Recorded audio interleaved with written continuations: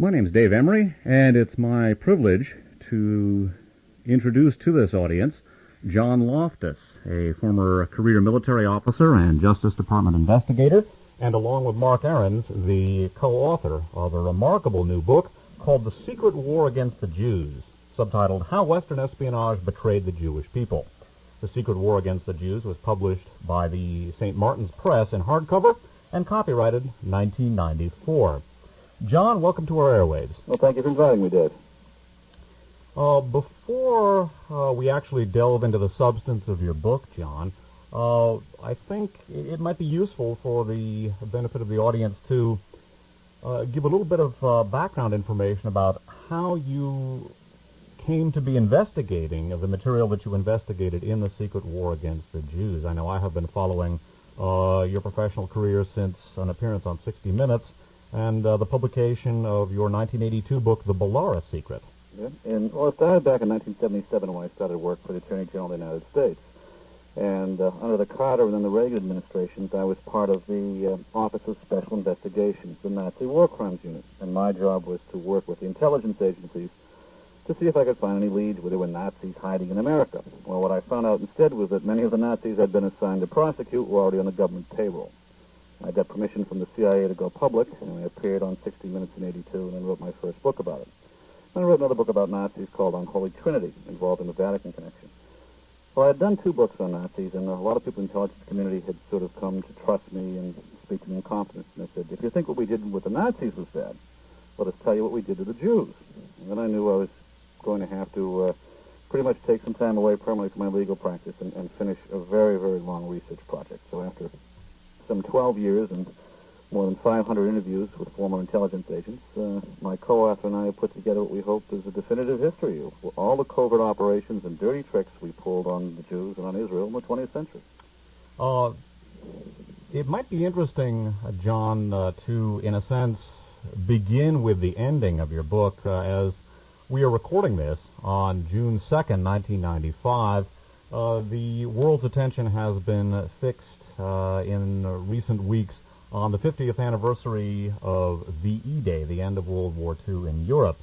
During the course of your investigations with the Office of Special Investigations, you came across an element in the United States called the Vorkommando Moscow. Could you tell us just a little bit about what that unit was? Sure. It was one of many Nazi intelligence units that operated on the Eastern Front. The Vorkommando Moscow was a unit of the elite SS intelligence that recruited local volunteers from the fascist groups of Eastern Europe, primarily from White Russia, the Ukraine, and the Baltic states. And these people, at the end of World War II, went underground and then were recruited by the British Secret Service. The British said, well, look, the Germans are defeated now, the Russians are the new enemy, and who better to help us prepare for World War III than these very people from Eastern Europe who recently fought with the Nazis. These people aren't really Nazis, they're just nationalists. They're really freedom fighters. Well, it sounded like a good line, but the only problem with the freedom fighter program was that the guy in charge of it in Britain was Kim Philby.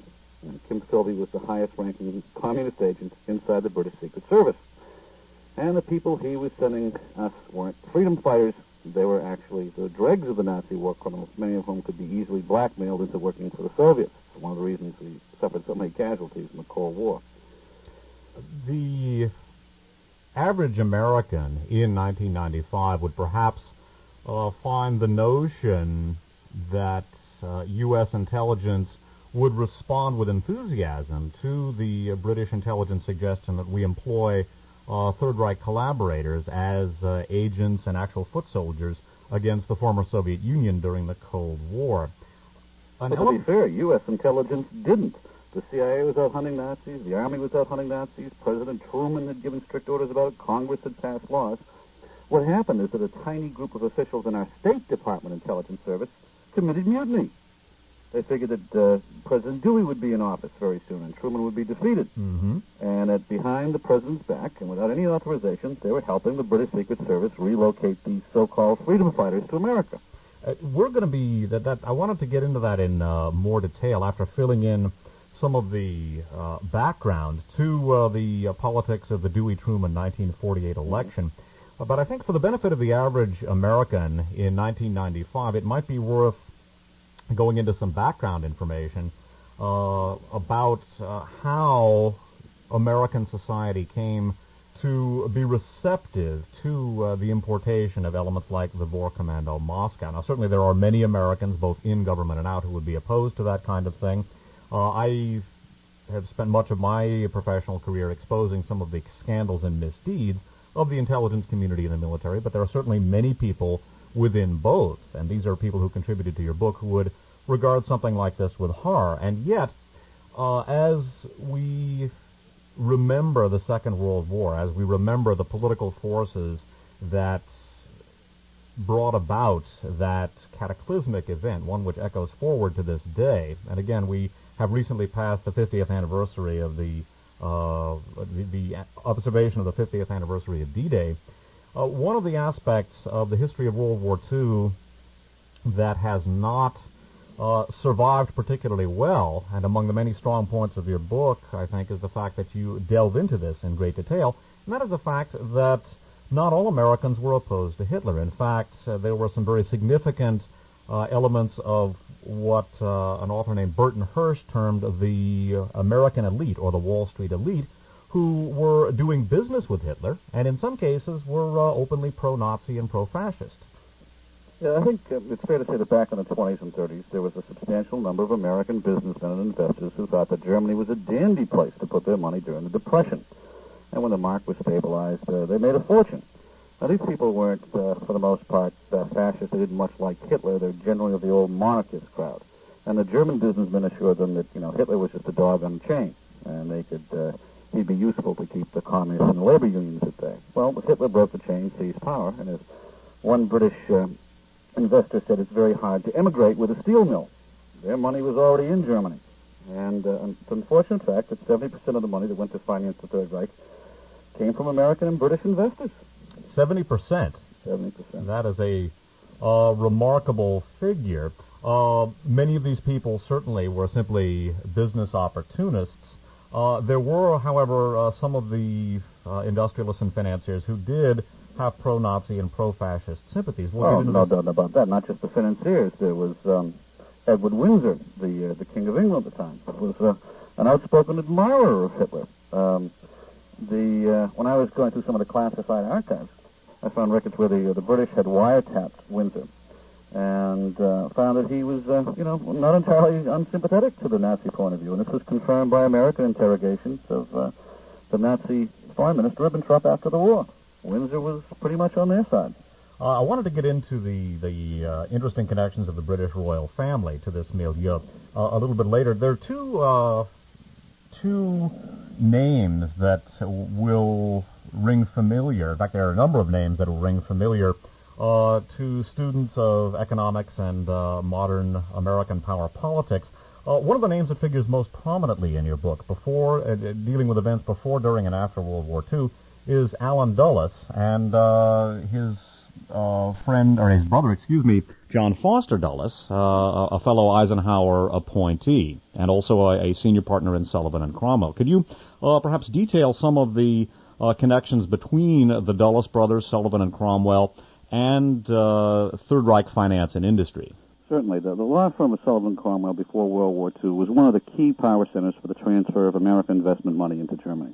Sullivan and Cromwell represented most of the major financial houses on Wall Street, companies like Brown Brothers Harriman, for example. A few Americans would realize it, but George Bush's father and grandfather headed up what the U.S. government termed during World War II as Nazi fronts. In fact, their companies were seized after the outbreak of war as outright Nazi fronts, but it didn't quite make the press. Dulles was the lawyer that put together the cloaking mechanisms. And the American investors that put their money in Germany had no qualms about keeping it there during the war. In fact, they operated on both sides of the fence. They made a profit on both sides of World War II. What was George Bush's ancestors' name, the individuals who were involved with these Nazi fronts? His namesake was George Herbert Walker. Right. And, of course, George Bush's full name is George Herbert Walker Bush. Yeah, and Prescott Bush, George's father, married into Walker's family. He was the son-in-law. And Walker got Prescott seats in all the nice little boards, the Hamburg America line and the various Union Bank. And, in fact, young George dropped out of Yale because he knew that in a few weeks his dad's companies were about to be seized as Nazi fronts, and George enlisted in the Army to save the family's honor. One of the names that has stood astride American power politics and American finance in the last century or so is, of course, the Rockefeller Company. And the Rockefellers figure prominently in the early part of the book, The Secret War Against the Jews. In fact, one of the things that you discuss is the Rockefellers' secret channeling of oil to the Third Reich, not only before World War II, but during World War II. Could you perhaps detail that for us? Yes, Standard Oil Company was one of the major partners in several of the German investment schemes in the 20s and the 30s. And the Rockefeller Company saw Germany as a great place to expand their global investments. Germany, at that time, was the only major nation that allowed monopolies, cartels, if you will, and they also had a real dominant position in international patents. So it was a nice way to organize control of various patents, various technologies, and in effect seek domination of a large portion of the world market. For Rockefeller, when the war broke out, when Britain and Germany were fighting, he saw it as an opportunity for the United States to take over Britain's markets in South America, and he proposed that in writing to President Roosevelt. That's one of the factors that led Rockefeller to become one of our intelligence chiefs in Latin America during World War II. Unfortunately, while he was down there, Nelson didn't quite behave himself. In fact, his company actually leased one of their headquarters to the Nazi Party in the area. And the oil companies continued to do business with the Nazis during the war. It got very embarrassing because particularly with the Saudis, people like Allen Dulles were actually organizing a bit of blackmail against the United States in wartime. There was an actual threat made that if the oil companies' ties to Nazi Germany were investigated, that the supply of oil to the U.S. war effort would stop. Then Saudi Arabia, for example, demanded a bribe, so that they, in order to, not to sell oil to Hitler anymore, and we actually paid it. They were the only neutral country in the world to receive Lend-Lease payments during World War II. And this was to prevent them from shipping oil to the Nazis. Oh, they already were. They had started it, but and in fact, even after the promise was made, instead of capping their oil wells, they continued to sell to both sides. This basically, what the actions of the Rockefellers and Allen Dulles constituted treason, did they not? Oh, yeah, but the trick was to get the evidence. Now, Roosevelt knew that people like Dulles and Rockefeller were involved in very shady deals because British intelligence had started bugging them. All right? That's why, for example, even though Allen Dulles was the lawyer for most of the Nazi companies in America, he was offered a job with American intelligence. Now, his office in Rockefeller Plaza was one floor above the British intelligence wiretap unit, and they were trying to get the goods on him. That's, again, one of the reasons why Allen Dulles was transferred to Switzerland in the hopes that our code breakers could keep track of his little shenanigans on behalf of the Germans. Roosevelt had planned to wrap up the whole ball of wax after World War II with a bankers' trial at Nuremberg, where the Nazi bankers would then name and indict their American co-conspirators. But after Roosevelt's death, the whole issue was just swept under the rug, and most of them got away with it, except for Nelson Rockefeller. So that there actually, had Franklin Roosevelt lived and been able to do what he wanted to do, there would have been American industrialists and financiers in the defendant stock at Nuremberg. Yeah, absolutely. There was a major unit set up called Operation Safe Haven to track where the Nazi money was going towards the end of the war, because they were moving all their capital out. And there were a large number of American corporations that were tracked. The Chase Manhattan Bank, for example, was known to be receiving the money. But most of the Nazi money went to South America through various corporations, again, headed by Allen Dulles, who had a lot of experience down there, especially in Argentina. And then the money was then laundered back through a fund called the World Commerce Corporation for investment in West Germany. And that's how the miracle of the West German recovery began in the 50s. I'd like to read just a few sentences from The Secret War Against the Jews in a chapter, specifically Chapter 4, called The Mutineers. You and Mr. Ahrens write, "History books tend to omit the fact that the men who carried out the Holocaust largely went unpunished for their war crimes, an example that haunts us today in Bosnia-Herzegovina. Moreover, the vast bulk of the wealth of the Nazi Empire quietly disappeared before the end of World War II, only to reappear within a decade in the hands of the same men who financed Hitler's war against the Jews. Allen Dulles' clients were not defeated, only inconvenienced. This substantial reversal of the Allied victory, our sources say, was engineered by Dulles through his corrupt protégés James Jesus Angleton and his fascist father, Hugh Angleton. Before we get to the Angletons, and that's something that I wanted to explore in just a couple of minutes, this, again, to the average listener in 1995, might appear absolutely incredible that many of the people involved with Third Reich finance and industry escaped punishment, and that actually during the Second World War, some of the most prominent names in American industry and finance, as well as politics, people like the Rockefellers, people like the Dulleses, were actually engaged, not openly, but they were engaged in business with the Third Reich and committing treason. You talk in this chapter, The Mutineers, about some American and British industrialists who actually sought to undermine the denazification process and to undermine attempts to reverse the political field, so to speak, in Europe. Could you go into that at greater length for us? Sure. As soon as Roosevelt died, there was a massive effort, particularly inside the U.S. State Department, to undo everything that Roosevelt had tried to do. Morgenthau's plan for the deindustrialization and denazification of Germany was immediately sabotaged. That was Henry Morgenthau, Secretary of the Treasury? Yep. Right. And he had some plans, some of which admittedly were over the top, but his general policy was good. General Eisenhower, for example, was firmly committed to denazification.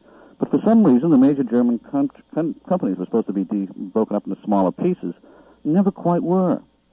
And many of the Nazi industrialists reemerged from the top. People were even pardoned from Nuremberg and resumed control of their companies. Outright war criminals from R.G. Farben were smuggled in the United States to go to work for the W.R. Grace Company. Otto Ambrose was one of those, and in fact, when Mr. Grace died recently, that was one item that figured in a very small way in his obituary, when J. Peter Grace died, that is. One of the things that's interesting, too, as we look back from 1995, the German economic miracle, or quote miracle, unquote, might be a better way of putting it, is obviously one of the economic factors that has dominated the second half of the 20th century, at least the last few decades of it. And as you point out, and as you've already mentioned briefly, much of the capital that went to finance the German economic recovery was actually money that had belonged to the Third Reich and in turn was inextricably linked with this transatlantic industrial and financial nexus that we have been talking about. Yeah, I don't mean to sound like a one-world conspiracy, but there were a small but significant group of international money men that did their very best to ensure that the West German economy revived immediately, and they had no qualms at all about the Nazis taking power. To give you a classic example, a friend of mine was a prosecutor at Nuremberg in the banking trials, and he was preparing a case against Hermann Abs, who had been director of the Deutsche Bank. Mm-hmm. Somehow, there never was quite enough money allocated, not enough staff, and a decision was made to terminate the prosecution. The day that the termination decision was made, the British appointed Abs as their economic advisor in the British zone of West Germany. And it was literally business as usual after that point. Oh, yeah. One of the things that is sad to my way of thinking is that the term conspiracy theory has been bandied about so much. I think it often serves to neutralize some important political science and an awareness of history. Certainly some of the proto-fascistic and paranoid conspiracy theories that have been... I think one of the things that this book, The Secret War Against the Jews, does is debunk the great conspiracy theory that the Jews are all communists and they own all the banks and all the other nonsense that goes along with it. In fact, just from a combination of greed and stupidity, the Jews just ended up being the victims. For example, none of the major Jewish bankers emerged from World War II with their fortunes intact. But if you check the Fortune 500 listings of the world's wealthiest men, you'll find several convicted Nazi war criminals up there.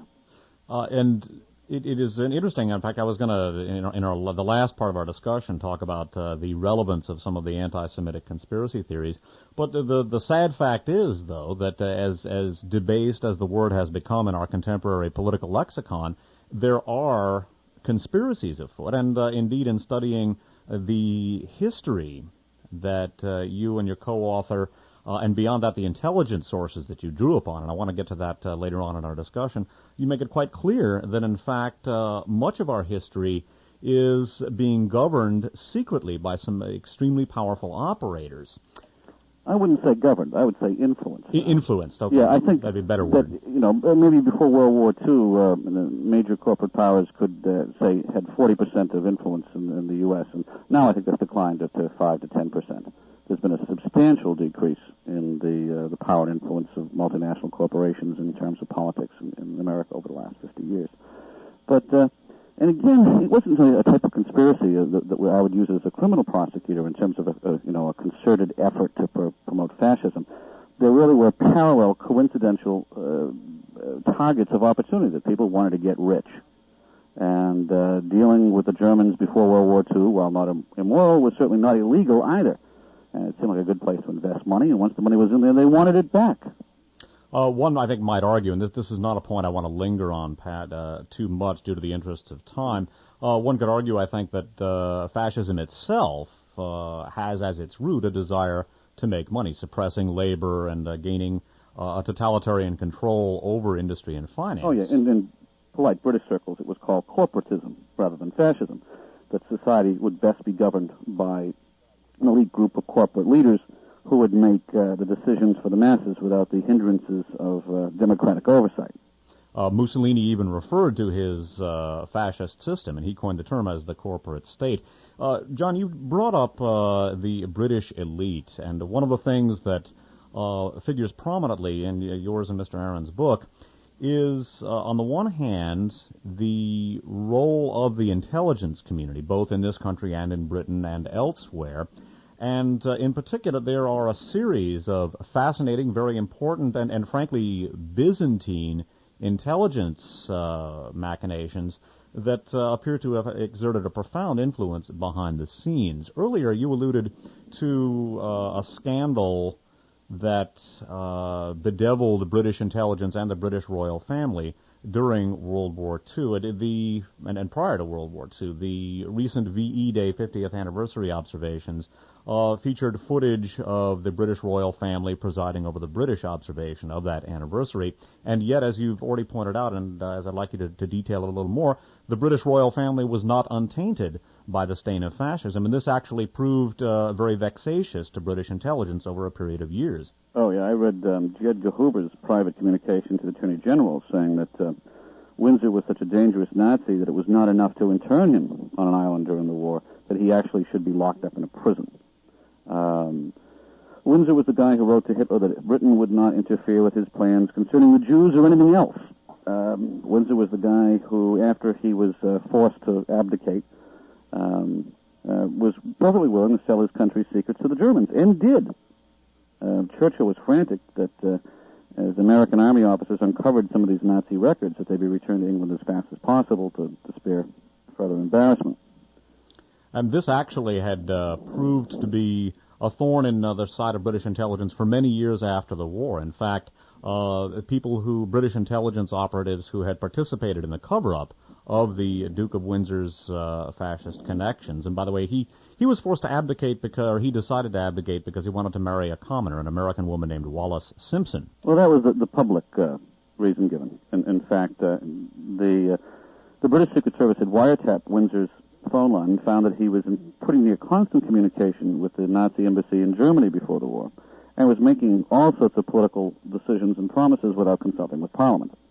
And so they had to find a polite way of firing the king. So that his relationship with Wallis Simpson, you're saying, was actually something of a PR excuse, yeah, and not really the main element in his abdication. Yeah. John, we are nearing the end of our cassette here. What I would like to do is take a break, and then we'll resume the discussion with some analysis of some fascinating intelligence-related scandals that you go into in your book, the Max Network and the Vessel Scam. But I'd like to do that after a break, and it'll give us both a chance to rest up and give me a chance to re-cue our cassette. We have been speaking with John Loftus, along with Mark Ahrens, the authors of The Secret War Against the Jews, subtitled How Western Espionage Betrayed the Jewish People, published in hardcover by the St. Martin's Press, copyright 1994. We will be back after a break.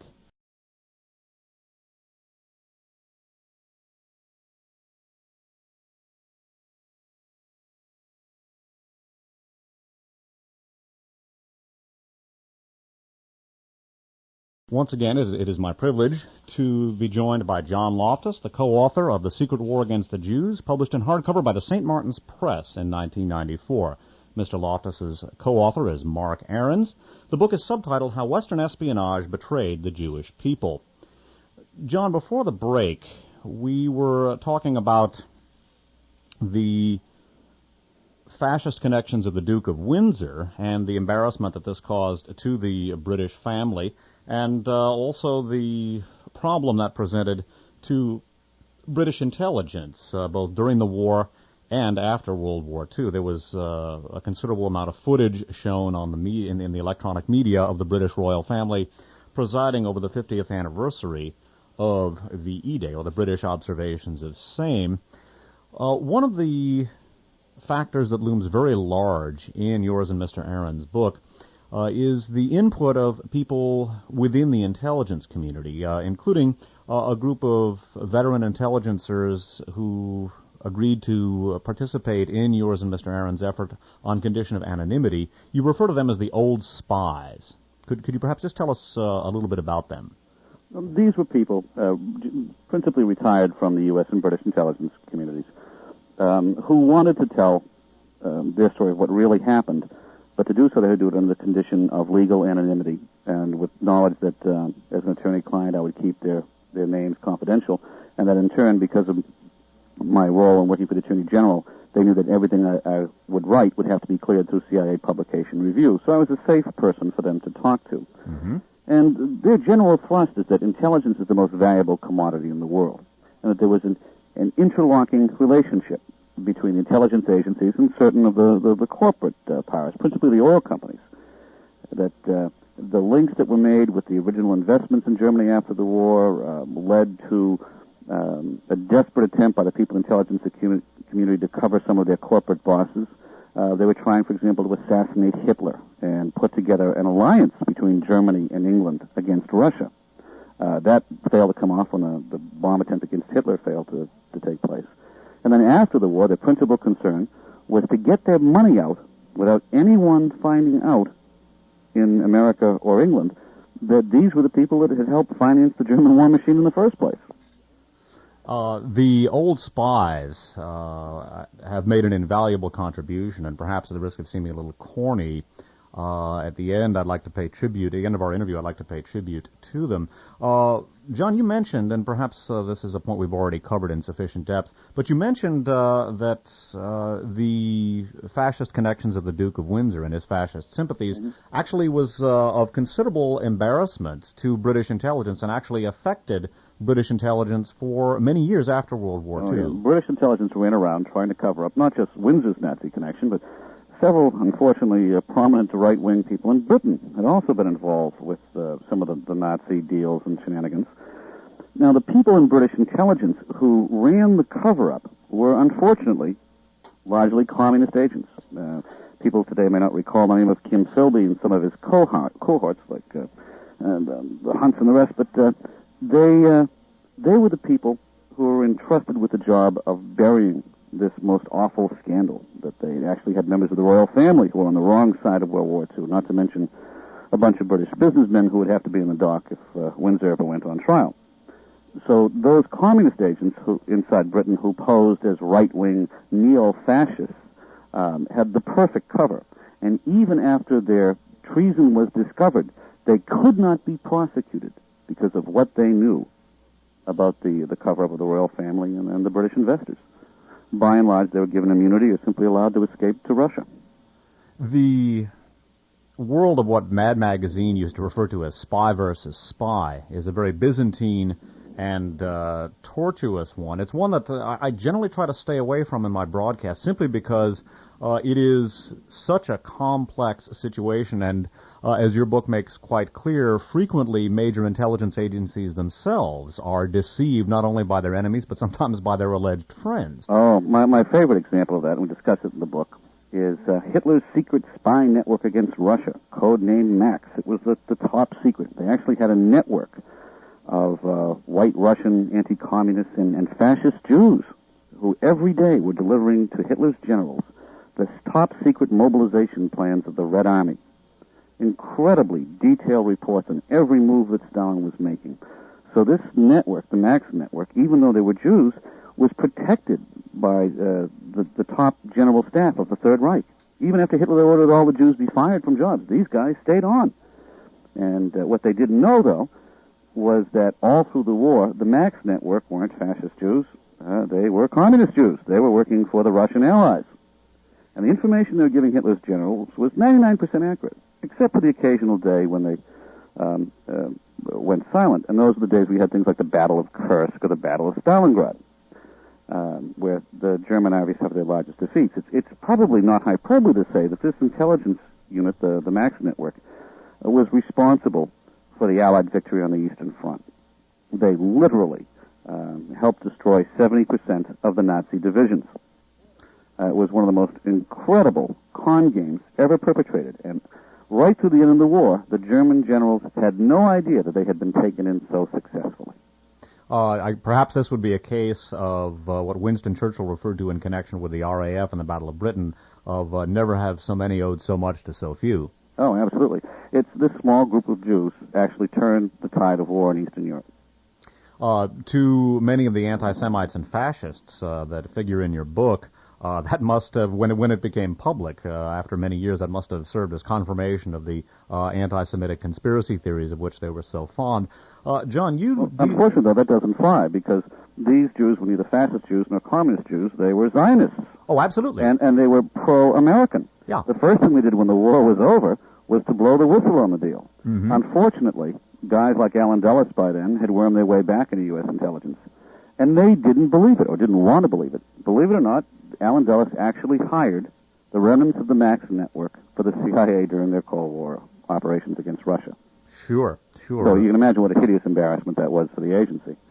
Absolutely. And again, I was not indicating that they were, in fact, Zionist conspirators, but I can picture some of these fascists, upon learning of that and saying, you see, we told you, you can't trust the Jews. They're everywhere, and they lurk behind every bush, and there's a pun there. Yeah. One of the intelligence scams that you get into in your book, and one which, like so many of the others, had ramifications for literally decades, stretching right on up into George Bush's tenure as Director of Central Intelligence, and that is the vessel scandal, a truly Byzantine intelligence, counterintelligence machination, which I found reading it. I'm a pretty good reader, and I'm a veteran of this type of research, but I had to make diagrams to follow the players. It was really cute. I'll try and simplify it. What happened is, a group of American fascists headed by Hugh Angleton, the father of Jim Angleton, volunteered for intelligence service in Rome after World War II because they were working, unfortunately, with the Vatican to rescue a lot of the Nazi money that was coming out. And in order to con President Roosevelt and later President Truman into adopting, to changing their policies, Angleton actually forged Vatican cables. They were codenamed Vessel. And they were delivered right to the President of the United States. And this supposedly was the most secret intelligence from inside the Vatican. Now, this was James Jesus Angleton. James Jesus Angleton. Right. And his father, Hugh, was a fascist sympathizer who was working with National Cash Register. Oh, yeah, that was before the war. Right, before the war. Yeah. And then during the war, he was setting up an intelligence network. We still can't tell which side it was on. But after the war, Hugh Angleton was in Rome trying to rescue the remnants of the business investors of the Third Reich, and largely succeeded. The vessel scam continued to echo through the corridors of U.S. intelligence for a long period of time after World War II. And in fact, one of the things you discuss in your book is that as it became clear, finally, in the 1970s, what had been going on, there appears to have been some tampering with the vessel files, and that this occurred on George Bush's watch as Director of Central Intelligence. What happened is when the new Freedom of Information Act was passed, a Vatican historian, Father Graham, asked for copies of the vessel files because he thought it was just referred to a minor incident in intelligence history. Well, the CIA was thrown into an uproar. The Vatican saw these cables. They would know at once that they were phony. So they called Jim Angleton from retirement and had him go through and censor and shred most of the cables. And you can actually see on the original documents where Angleton put a black magic marker through the cable references. They would look as if they were not cables at all, but simply paraphrases of conversations. So So Angleton went to work in the shredding, and still only a little bit of the documents were released to the Vatican. But Father Graham immediately recognized that this was part of a larger forgery context, so he didn't know the whole story. I was fortunate in that one of the retired spies, a guy by the name of Bill Gowan, who lives in New York City and decided to go public to help with this, was able to go back and compare some of the original Italian court records with the CIA files that I obtained, and we discovered they were in fact complete forgeries. And the CIA did their own investigation, confirmed it, and informed the National Archives that they'd have to put a clear warning label on these stack of files. It was amazing. But the bottom line is, here were American intelligence officers passing forged information to the President of the United States, not to mention the other U.S. intelligence agencies. I think it serves to underscore once again, as does so much of your book, the importance of the world of espionage and intelligence within the framework of power politics. Unfortunately, when one deals in an academic sense with the intelligence community, one is dismissed as conspiracy theorist or worse. And frankly, I have worn that scarlet letter with all of the personal and professional consequences that entails. And yet, although there's certainly a lot of that research that is shabby or nutty, and there are plenty of loose cannons in this field, it is a terribly important area of study. And I think much of our understanding of history has been impaired by the failure of political scientists and historians to come to terms with what you and your co-author, courtesy of the old spies as well as your own formidable academic research, have come to terms with. And it's one of the strong points of your book. Yeah, I think that one-third of modern history is classified. It's buried down in those archives. And now, bit by bit, they're being declassified, and we have to rewrite our previous concept of history. There's another author, Chris Simpson, who did a wonderful book on Dulles and the early banking things, and citing directly to recently released State Department correspondence files. I believe that's called The Splendid Blonde Beast. Yeah. And he did a wonderful book, although you and your co-author take issue with some of the vessel material as it related to this book, and that is the book Blowback. Both books, by the way, familiar. Both books familiar to my audience. Also, one thing I was very pleased about when I read The Secret War Against the Jews is that you paid kudos to another book that I think is a remarkable effort, also a very recent book, and a book which was simply ignored, and that is The Old Boys, The American Elite and the Origins of the CIA by Burton Hirsch. Yeah, any book like Simpson's or Burton Hirsch's or Charles Hyams that talks about corporate links and the intelligence links either does not get reviewed in the New York Times or gets bashed. Simpson's book, my book, will never get reviewed. It's one of the reasons why I'm doing this interview. I think you have written as important a book as I can recall reading, and I think it's a book which people across this country and around the world and across the political spectrum, frankly, from progressive to conservative, should read and take very seriously. We're not taking any political bias here. We're simply telling the truth. This is what happened. Our only agenda is to tell the truth and let the chips fall where they may. I'm Irish Catholic. I have no agenda one way or the other. This is simply a history, an oral history that these guys had really happened in our century, and there's an enormous amount of documentary evidence to back it up. Amen. There's an old Turkish proverb, by the way: "He who tells the truth gets chased out of 9 villages." And so listen, I just wanted to be the first whistleblower in America to break even. Or perhaps, at the very least, he who did updating it to the contemporary journalistic framework. He who tells the truth does not get reviewed by the New York Times Book Review. Yeah. I had a hilarious call from people in the intelligence community saying, there's a real whispering campaign going about the book, telling people not to review it. And sure enough, then our book was front page in Britain and Israel, Australia. Not here. Mm-hmm. Well, it doesn't surprise me. It's a bit too embarrassing. Yeah, well, it is, and... we've named the airport in Washington the Dulles Airport. Indeed. After a guy whom Supreme Court Justice Goldberg said was an American traitor. Yeah, and of course, he was CIA director when his brother John Foster, a partner in these treasonous machinations, was Secretary of State. Oh, yeah. Something that we were speaking about the intelligence scandals that the book discusses and the role of blackmail as it applies to international power politics. In the first part of our interview, we were discussing the collusion, treasonous in many cases, between key American industrialists and financiers and the fascist powers of Europe, chiefly the Third Reich. We were discussing the Rockefeller family and their channeling of oil to the Third Reich, not only before World War II, but during World War II as well.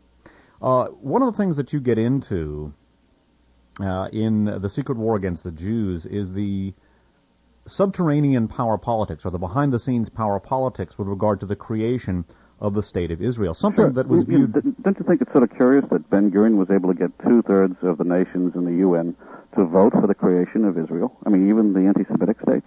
They did it with blackmail, and Rockefeller was a key guy involved in that. 3 days before the vote for the partition of Palestine, the Zionists realized there'd be several votes short of the two-thirds majority. So a Zionist delegate went to see Nelson Rockefeller and dumped all the evidence on his desk of Rockefeller's giving aid and comfort to the enemy during wartime. And the Jews offered to trade silence in return for votes. In 3 days, Nelson Rockefeller turned around every nation in Latin America. They all either voted in favor of Israel or abstained, which was just as important to reach the two-thirds majority. So that basically the Rockefeller collusion with the Third Reich was used as leverage to obtain the necessary votes in the United Nations. Yeah. Much of the opposition to the creation of the State of Israel within the United States came from this same transatlantic industrial and financial axis. People like James Forrestal. That took the words right out of my mouth. Yep. Go ahead. He was Secretary of Defense. He was also one of the directors of Brown Brothers Harriman. That was one of the companies that invested in the Nazis. Was he involved with Dillon Reed as well? Oh, yes. Okay. Oh, yes. I think he was the vice president of Dillon Reed. Okay. And ostensibly a Democrat, but his loyalties really lay more with the corporate powers, and they were the people who wanted to make the Middle East safe for Hitler during the war. And then after the war, really wanted to get Arab oil. And, the Jews were just seen as an obstacle, a hindrance, just as we ignored all the intelligence information that poured in about the Holocaust, and we made the Jews expendable during World War II. We were perfectly willing to make Israel expendable. And Forrestal led the campaign behind Truman's back to make sure that our State Department would not permit the State of Israel to be born. In fact, as Harry Truman noted in his diary, he was amazed to wake up and read the newspapers one day and found that the State Department had issued their own decisions on Palestine without even consulting him, after Truman had promised that the opposite result would happen. Forrestal, at the time he was involved with all these machinations, was secretly working on the Dewey campaign to undercut Truman to get him out of office. Now, Forrestal, of course, was nominally at least a Democrat. Dewey and a member of Truman's cabinet. and stabbing Truman in the back every chance he could. That's why Truman, after the re-election, forced Forrestal to retire. One of the other reasons, though, was that Forrestal was going mad. He was quite literally insane, and committed suicide shortly after he was forced out of office. But just a despicable man.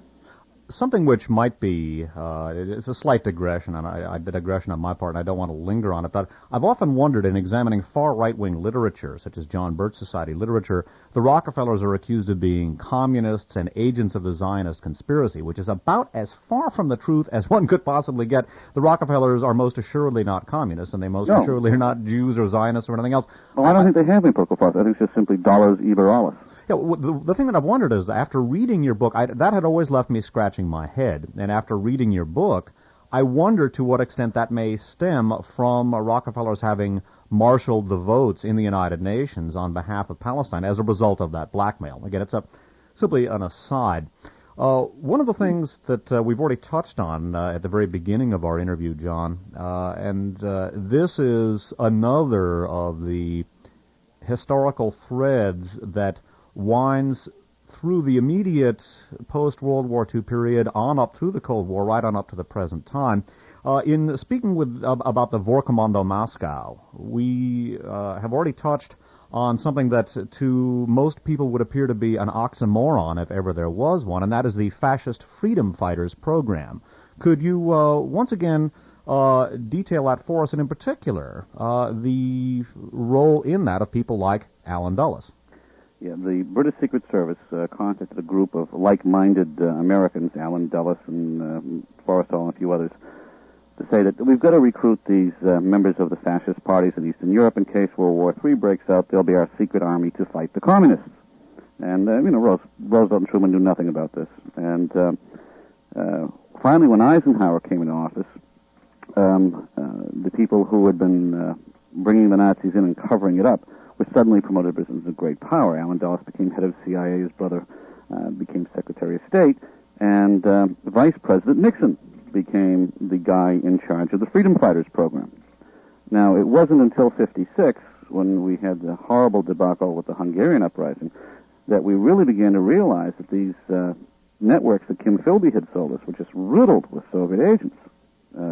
We lost nearly 97% of the agents we sent behind the Iron Curtain because these Nazi networks were pipelined directly to Moscow. So it was an enormous political scandal. What do we do with the Nazis in America? Do we investigate them, find out which ones are communists? The whole thing was swept under the rug. Richard Nixon wanted to run for president. And after he lost to Kennedy by 1%, he had a new use for the Nazi ethnic groups. They would be his answer to offset the Jewish vote in the United States. This gets into an aspect of the importation of some of these Nazi collaborators and war criminals, some of whom were also, that milieu was also penetrated by Soviet intelligence. One thing I've wondered about is also the extent to which there might have been some triple and quadruple agents, some of those also working for German and or American intelligence, but that again remains part of the enigma of the intelligence world. Two other names crop up in connection with the fascist freedom fighters program, names familiar to contemporary audiences, those of Ronald Reagan and William Casey, his director I was going through the files in the classified vaults. I found that Casey was the intelligence officer assigned in New York to work with the International Rescue Committee. That was the front group that were used to relocate the British intelligence agents, and they could come through without FBI checks. And Casey needed a front group, so he hired a young movie actor named Ronald Reagan to be the public relations man for the Crusade for Freedom. And that's where Americans were supposed to, school kids send their pennies in to help fund the freedom fighters. Well, it turns out that 99% of the funding from the Crusade for Freedom actually came from State Department intelligence accounts. Now, Casey knew that the money was going for the Freedom Fighters Project and knew who, certainly these were former fascists. Reagan didn't. He was just a useful frontman. But you can imagine my concern as I was reading these files. Ronald Reagan had just been elected president of the United States, and Bill Casey had just been nominated head of the CIA. Indeed. Yeah, that was one of the factors that led me to resign from the Justice Department. I can understand why.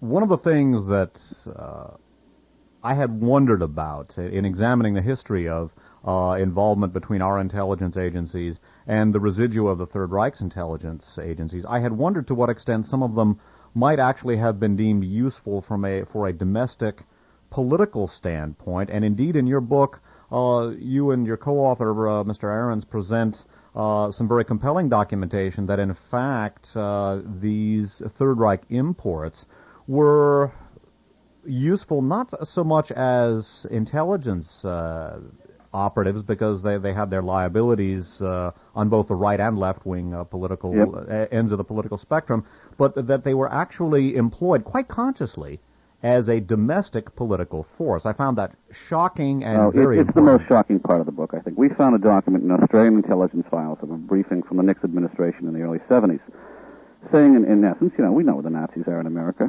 but we're keeping quiet about it because these Eastern European groups are important to get out the ethnic vote in 5 key states.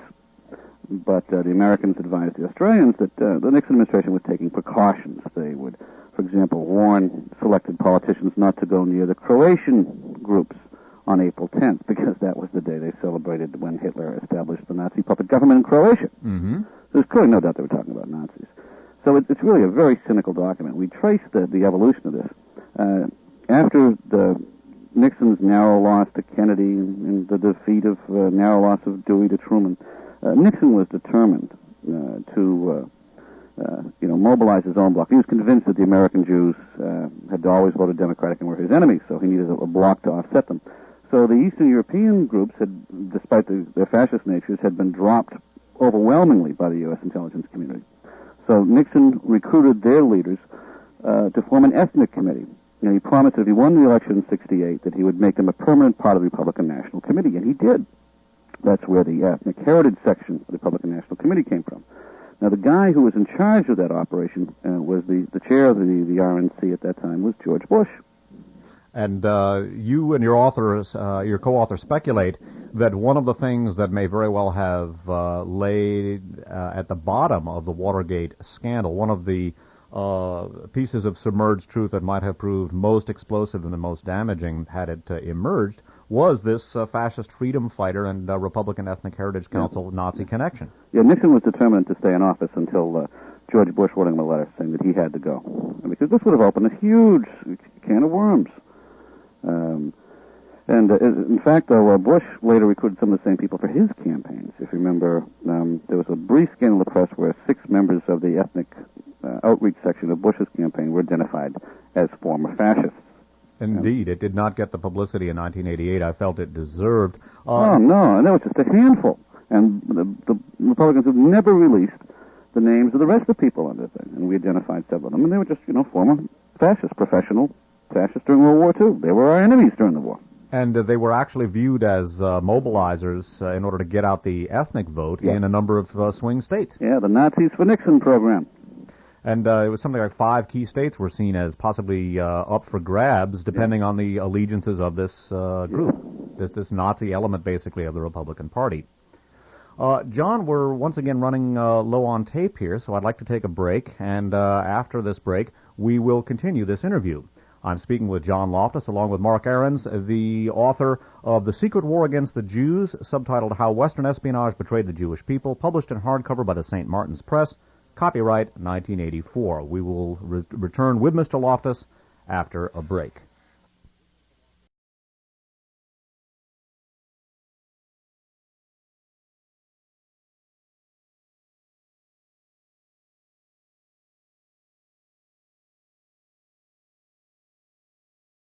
I'm speaking with John Loftus, along with Mark Ahrens, the co-author of The Secret War Against the Jews, subtitled How Western Espionage Betrayed the Jewish People. The book was published in hardcover by the St. Martin's Press and copyrighted 1994. John, welcome once again back to our airwaves. Well, thank you, Dave. It's good to be here. We were speaking before we took a break about something that would appear very shocking to the average American. In fact, I'd say about 99% of the book would appear very shocking to the average American. We were talking about the importation of Third Reich collaborators and war criminals into the United States in order to, among other things, use them as a political leverage to perceived Jewish electoral dominance in certain key states in the United States. And this actually evolved into a wing of the Republican Party, the Republican Ethnic Heritage Council. It's the Ethnic Outreach Division of the Republican National Committee. Oh, that's the Ethnic Outreach Division? Yeah. Okay. Something which had actually attracted national attention as recently as 1988, although not nearly as much as I think it should have. It's interesting to me that we're having Attorney General nominees and CIA Director of Central Intelligence nominees being disqualified for public office because they hired a nanny that was an illegal immigrant and didn't report it on their income tax returns. And yet we have some illegal immigrants of an entirely different nature here, and their importation has not created the political scandal that I think is due it. It was absolutely, I was astonished. When I went on 60 Minutes, we actually had Nazis confess on camera that they entered the country illegally. Their whole background was known to the FBI, for example. And it caused a small national uproar, and eventually there was a congressional investigation. But the press didn't show up. I walked in with U.S. intelligence documents naming the Nazis. The General Accounting Office, I'd given them 6 names of top Nazis working for U.S. intelligence. They confirmed it all. Press didn't report it. And you were at the time, of course, working for the U.S. Justice Department. Yeah. No, at the time of the congressional hearings, I had resigned from the Justice Department. Oh, okay. So you were previously working for the Office of Special Investigations, but had resigned basically when the very people you were investigating wound up moving into the White House to a certain extent. Oh, yeah, Nixon actually had some of the high-ranking Nazis come visit him. So did Ronald Reagan, for that matter. Mm-hmm. He had a guy come down from Canada who was the head of a British group called the Anti-Bolshevik Bloc of Nations, and the fellow was actually one of the Ukrainian Nazis during World War II. Was this Yaroslav Stetsko? Yep. Yep. A name I know well. This is not discussed in your book, although the name is mentioned ever so briefly. There's a fellow named Otto von Bolschwing, who was a key SS man during World War II and also went to work for U.S. intelligence. I know he's mentioned briefly in your book. There's an article that was published here in the Silicon Valley in the San Jose Mercury News in 1981, and among the names that was connected with von Bolschwing was a woman named Helena von Dahm, who was involved as, I think, special White House assistant for executive personnel. Mm-hmm. Did you ever come across her name in the course of your investigation? Oh, that's very well known. That Helene Van Damme, I think she was later Ambassador Van Damme, wasn't she? She later became U.S. Ambassador to Austria, correct? Yeah, and she was Ronald Reagan's secretary for a while, and then he was in the White House, his close advisor. Von Bolschwing was actually a pretty significant figure in terms of U.S. intelligence. When, after the peace treaty was finally signed in West Germany, we weren't getting the cooperation from the Gehlen organization we used to, so von Bolschwing's job was to try and set up a new German intelligence network loyal to the United States. And this is sort of interesting, since among the jobs that von Bolschwing held during World War II was, for a while, he was the assistant to Adolf Eichmann. Mm-hmm. In fact, von Bolschwing was the guy who went to Palestine before the war to see if there was some way that Germany could dump their Jews there. But von Bolschwing was discovered that the Arabs would have no part of that. So von Bolschwing, according to our sources, was the guy who engineered one of the most successful con games in history. Kim Philby's father was a British fascist by the name of Jack Philby. And Jack and Alan Dulles had helped promote the coup that created the Kingdom of Saudi Arabia. It was their ploy to have find one corner of the Middle East that would sign contracts with American oil companies, which, of course, the king promptly did. But during World War II, Philby pretended to be a close friend of the Zionist leaders, particularly Weizmann. And Philby offered this ransom proposal where 14 and then 20 million pounds were paid to Ibn Saud. They could send as many Jews as they wanted to Palestine. And the Jews, of course, were desperate as the Holocaust was progressing. And they really explored this. The whole thing blew up in their face. It was all a publicity coup designed to discredit any attempts to move Jews to Palestine and to slam the door on Jewish immigration just as the Holocaust was getting underway. Have you ever seen or heard discussed, and again, I don't want to linger on the point too much or put you on the spot, have you ever heard the von Bolschwing relationship discussed? Because I've touched on it on my program, but it doesn't seem to have gathered much attention in the media. No, my impression was that there just wasn't much to it, to be honest. That Reagan was just one of those nice fellows that read his speeches well and did what he was told, and really didn't have a clue. That's what was going on. He counted on his intelligence advisors like Casey to help him on that score. Right. And, Casey was as crooked as they came. He was strictly in this for the money. One of his subordinates at CIA told me how that after Casey was forced to put his investments into a blind trust, he used his CIA courier to relay instructions to the trust every day. When you're head of CIA, you can make wonderful investments. Sure. Reagan himself appears to have been largely an observer of his own administration, unfortunately. I was just wondering about the von Bolschwing connection, because it was discussed in an article right here in the Silicon Valley, and in fact some of the connections were here, but it's not a point I want to linger on. Something that I found absolutely astounding, and something that I think looms very large, not only for Americans of Jewish descent, but for all Americans. And in particular, in the wake of the Oklahoma City bombing, there has been a lot of discussion of the need to increase police and surveillance powers in order to combat terrorism. There has been discussion, and in fact, that President Clinton has proposed to allow the military to participate in a counterterrorist capability, and there's been much discussion of the need for counterterrorism balanced against the preservation of traditional American civil liberties. In The Secret War Against the Jews, you discuss an absolutely astounding connection, which, like so many of the things that you talk about in your book, has its genesis during World War II. And this is a collaborative program between the National Security Agency and also the FBI and British intelligence, which dates back to the To 1944, the British... the William Stevenson, I was about to say William Sullivan, but the William Stevenson Operation Safe Haven wiretaps. Yeah, the British were allowed to set up electronic surveillance posts in the U.S. before we got in the war. They were to keep track of those American businessmen that were helping the Nazis. That's how Roosevelt was getting his secret information. Well, in 1944, the British wanted to use the American listening posts for another purpose. They were terrified that American Jews would send money and arms to Palestine and help create the State of Israel, and that would be anathema to the Arabs. So the British asked the FBI if they could bug American Jews. And Hoover, who was a great anti-Semite himself, said sure, he thought it was a dandy idea. So over the years, the wiretap program is involved. And here's how it works. We have the British intelligence liaison targets names into the computers at Fort Meade. And so we have the British uses American equipment to bug American Jews. And then in England, we use American intelligence officers use British equipment to bug British Jews. That way each side can claim to their own government, oh, we don't spy on our own citizens. And of course, the truth is that they exchange information. So it's a very clever process. I first asked permission to write about it during the Reagan administration, and every word of the British wiretap program, I was ordered to delete it.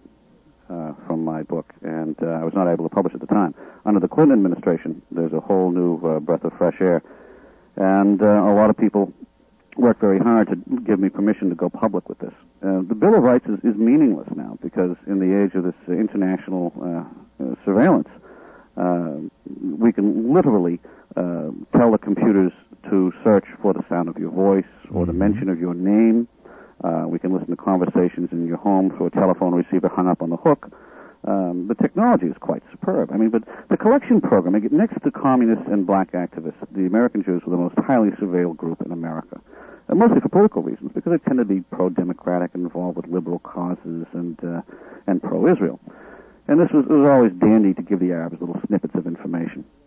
But it just gotten out of hand. By the time of the Bush administration, we were collecting rosters of kids going to Jewish summer camps. I mean, it was just absurd. The project had just grown totally out of control. And in fact, the United States has been doing the same thing for Britain. We've been surveilling their citizens, and I believe it's pronounced Menwith Hill in Britain, where we do the same thing for the British that they have been doing for us, namely electronically surveilling our citizens, which permits both countries to deny superficially that they spy on their own citizens. Oh, sure. Any long-distance call you make in America goes through a microwave relay tower, and all the microwave things are just simply picked up and recorded. Giant vacuum cleaners. That's all the surveillance program is. The real intrusion on privacy comes when your name is targeted into the computer. And they actually fiddled around with a statute, the Foreign Intelligence Surveillance Act. It was supposed to prohibit targeting of any American citizen, but the last-minute words were inserted to prohibit targeting by the NSA. So that left a big loophole that they could still be targeted by the British using NSA equipment. And the program at NSA, the British NSA Joint Surveillance Program, with regard to American Jews, was actually nicknamed the Jew Room, although, as you point out, it's more than one room. Oh, yeah. There was one section of NSA to which no American Jew, no matter how loyal, no matter how patriotic, would ever be admitted. Because the bottom line is very embarrassing. In every war that Israel's fought, U.S. and British intelligence have given all of Israel's secrets to the Arabs. That is something that as fate would have it, and it's not exactly fate, it's sort of the outline I had drawn up, that is the next major subject I wanted to take up. I wanted to point out briefly in passing, though, that a recent issue of the European, a relatively conservative publication, discussed the foundations now being laid for a pan-European intelligence liaison, in which all of the European or all of the EU intelligence agencies, including the BND, which descended from the Gehlen organization from World War II, will be sharing intelligence. And one of the things that was mentioned in connection with this was the British enthusiasm to join, but the problems that the NSA GCHQ liaison might present in that regard. If that's overcome, this would permit any European intelligence agency, including the Germans, to surveil any British or American citizen, including any and all Jews, if they wanted. So, again, this is not to, as you pointed out in an earlier part of the interview, talk about one world government or any of the crazy right-wing conspiracy theories, yet international cooperation and collaboration on a scale that most people would never dream of is, and as your book so amply illustrates for decades, has been a matter of reality. Yeah, I'm quite concerned about intelligence sharing agreements with governments where the intelligence services have no democratic oversight. For example, in Britain, the British Secret Service is not reviewed in Parliament. In Germany, the operations of the BND are not reviewed by the legislature there. It causes me some concerns. I think we do need to increase our intelligence sharing on counterterrorism. We do need to swap information on drugs. But I think by and large, we've got to have a better balance between the need for national security and the need for democratic oversight. One of the debates that has raged within the progressive political community in recent years, one which I don't think is particularly intelligent past a point, I think it has some merit, but that has been institutional analysis versus conspiracy theory, which I think to a certain extent is a false dichotomization. One of the things that your book does very effectively, I think, and I think it's one of the most important aspects of the secret war against the Jews, is that your book illustrates in dramatic and exhaustive fashion how so many of the, what for lack of a better term might be termed field-level intelligence operations are actually conducted not only at the behest of, but beyond that, actually as an extension of major industrial and financial interests operations, and in particular, something that looms very large in your book, as it looms ever so large in our lives, is that little three-letter word, oil. Oh, yeah. I think the bottom line in U.S. and British foreign policy towards the Middle East is oil. If Moses had turned right and settled in Kuwait, we probably would have tried to make Israel the 51st state. But the Jews don't have any oil, and they're expendable. The Arabs largely view the Jews as a threat, as a rebuttal of their tribal dictatorships, and put an enormous amount of pressure on the Western governments to do everything possible to undercut the Israelis. Now, we can't do that publicly because the American public and the American Congress genuinely support Israel. It's the only democracy in the Middle East. But privately, our intelligence services have been waging a secret war to aid the Arabs. It's a totally contradictory foreign policy. And it works in a very subtle way. For years, members of the Near East South Asia desk of CIA have retired and gone to work for the oil companies in the Middle East and then come back to CIA as consultants. So they can actually manipulate the data that's coming through the CIA to the president. And we gave several shocking examples of how they were able to deceive the Carter administration into believing that there was going to be a shortfall of production in the Middle East, and that the Russians were running out of oil and they were going to invade the Middle East. And therefore we had to stop arming the Jews and arm the Saudis. This is something I wanted to get into in just a couple of minutes. Yeah. But before that, I think it might be interesting to explore some of the subterranean intelligence machinations with regard to some of the Mideast wars. Now, in the 1956 war, U.S. intelligence, and again some of the petroleum-related elements and names such as Allen Dulles and Miles Copeland, figured prominently in betraying the Israeli war plans to President Nasser of Egypt. Oh, absolutely. We were telling the Israelis, oh, sure, we think it's a great idea, you and Britain go in and overthrow Nasser. Privately, we wanted to get Nasser on our side, and we did, by reversing position right after the invasion was launched, and then we launched a worldwide economic embargo against Britain that sent the pound crashing. Britain was simply cut off from oil. We moved in, swept up the market. It was one of the most lucrative operations ever conducted. The postscript to that, too, in another 1950s intelligence operation, connected with some of these same names, Nazi war criminals, some of them intelligencers, some of them scientists, were put to work in the Mideast, operating nominally at least under the auspices of U.S. intelligence and Allen Dulles, and again Miles Copeland figured in this operation. Among the things they were doing, in addition to shoring up Egyptian intelligence, was putting together not only chemical warfare capabilities but guided missile capabilities to use against Israel. Yeah. And the irony is that people like Copeland have admitted that indeed they were shipping Nazis to Nasser, to the Egyptians. But Copeland said, oh, they were just, dim-witted Germans. They didn't really count for much. And in fact, they were some of Germany's best rocket scientists, bacteriological warfare specialists, and chemical warfare specialists. The Germans, because of the experiments they were able to conduct on Jews at Auschwitz, had developed some very, very powerful nerve gases. Among them, for example, was sarin that we just saw recently in the Japanese subway attack. Right. And a warhead filled with sarin could do a lot of damage in a crowded urban area. So the Jews were very, very upset by this. And quite frankly, it's acknowledged now we were sending Nazis to Egypt to aid the Egyptian war against Israel. This eventually, like so many of the operations you discuss in your book, became an element of blackmail and actually was used almost in an Oriental martial arts sense to defeat the wielder of the sword, so to speak. You and Mr. Ahrens discuss how this information was not publicized by the Israelis but actually used to blackmail West Germany, among other countries, into helping to give Israel the equipment it needed to obtain its nuclear capability. Yeah, and at the same time, they were blackmailing Richard Nixon. Did you ever wonder why Nixon, the great anti-Semite, ended up giving more arms to Israel than all American presidents combined? Mm-hmm. They had the goods on them.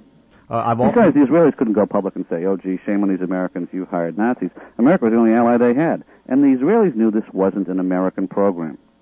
This was a small group of people, principally in the State Department and the political appointees, who were misusing American intelligence for their own profit.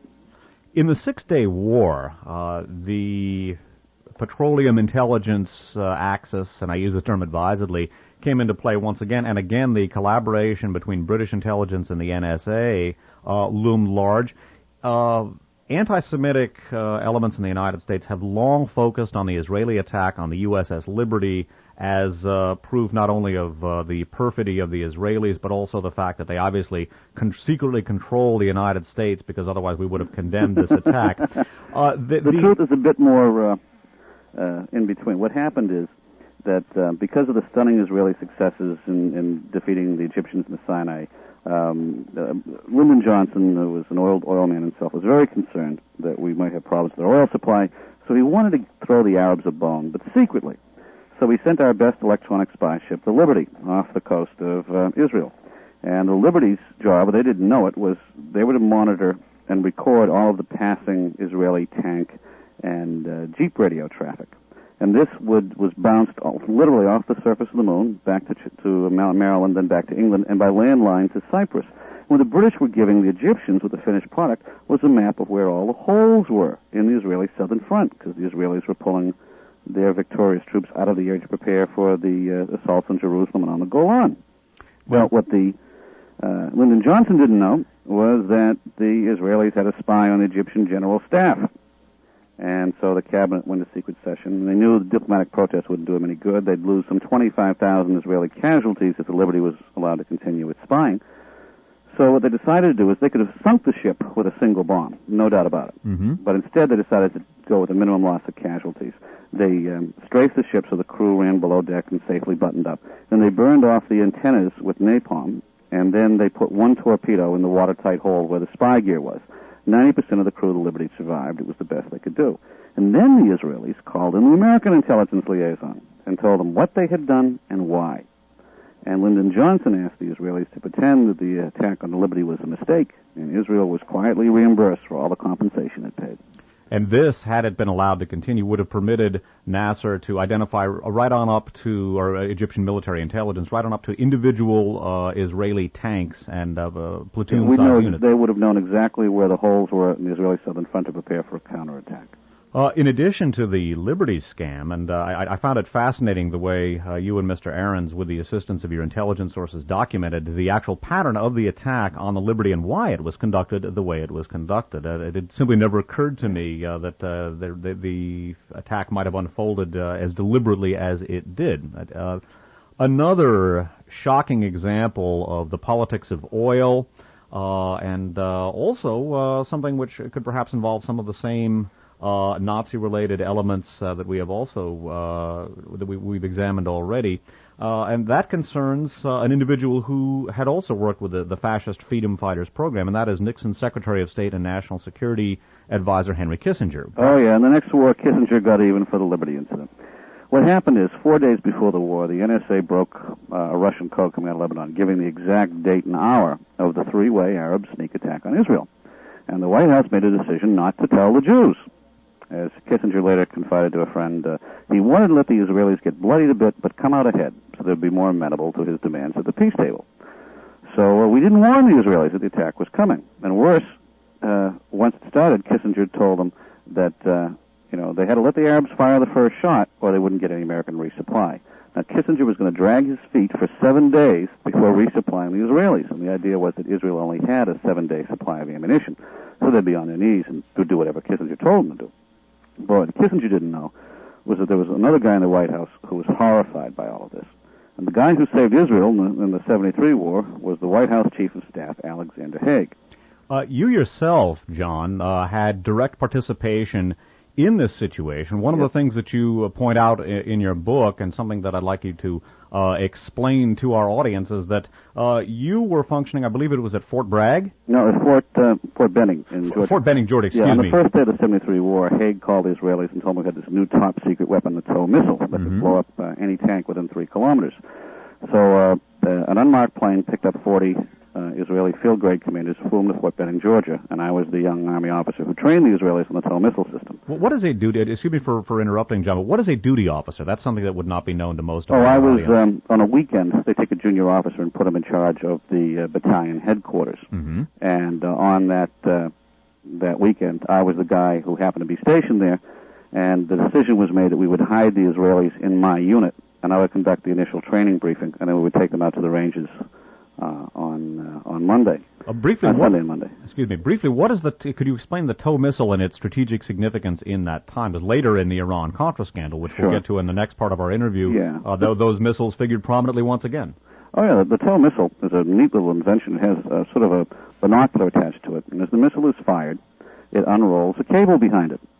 And as the enemy tank goes up and downhill, you follow it with your binoculars up and downhill, and the missile follows the binoculars up and downhill and hits the enemy tank 99 times out of 100. Devastating weapon. And so we stripped every TOW missile we had from the east coast of the United States and Germany and sent them to Israel. And the Israelis rushed them down to the Mitla and Gitla passes. And when the Egyptian army the armored tanks came rolling up for the final assault on Israel, they all blew up. Now, to protect Al Haig, the Israelis claimed that they blew up all the Egyptian tanks with the Israeli Air Force. The only problem was when American Army officers conducted a battlefield inspection, they couldn't find any holes in the top of the tanks. They'd all been blown up from the side. And, of course, tanks are most vulnerable from above, where they have the least armor. One of the things that you mentioned in connection with Henry Kissinger's attempt to bloody the Jews but have them come out ahead, something which almost resulted in the annihilation of Israel. You mentioned that the Israeli leaders, were, including Golda Meir, were actually preparing to commit suicide. Yeah, they're giving it serious thought.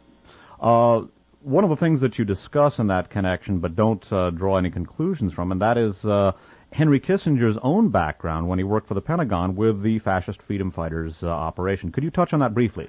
Yeah, Henry Kissinger was actually left the Army and went into a very covert civilian operation. He was stationed first in Germany, where we kept all the files on the Nazi recruitment, and then when he went to Harvard, he worked on an intelligence program to recruit foreign students. And then he became a consultant for Allen Dulles at the highest levels of U.S. intelligence. Now, there was no direct evidence that Henry Kissinger ever recruited a Nazi, but he was certainly right in the middle of every office where the Freedom Fighter program was being organized and directed. I know during World War II he worked for the 970th Counterintelligence Corps, which did do some work against Nazis and also brought in some people like Otto Skorzeny and Klaus Barbie, according to the records. The CIC has taken the blame for all these operations because people in the other spy agencies, particularly the State Department spy agency, wore CIC uniforms. Aha, okay. Kissinger left CIC, became a civilian, then received a captain's commission. He went from sergeant to captain in the military intelligence service, and then became a civilian consultant for these very, very high-level Washington spy groups during the Eisenhower administration. Okay. So most of the stuff you've heard about the CIC is just, that was the cover story. I saw a document that said they figured that Congress would go easier on the Army in case anything were ever found out about the Nazi recruitment. Fascinating. I'm glad you clarified that. Yeah. No, the guys in the Army Counterintelligence Corps, quite frankly, were among the very best. Don't forget, 99% of the people in CIA and Army counterintelligence are real decent Americans, believe in the Bill of Rights. The problems were with the political appointees, the guys like Allen Dulles and Casey that were in it for the money. We'll be getting to some of those appointments and the people who were in the money in the next segment of our interview. I'm speaking with John Loftus along with Mark Ahrens, the author of The Secret War Against the Jews, subtitled How Western Espionage Betrayed the Jewish People, a hardcover edition of St. Martin's Press, 1994. John, we're going to take a break, and then we're going to continue with our interview.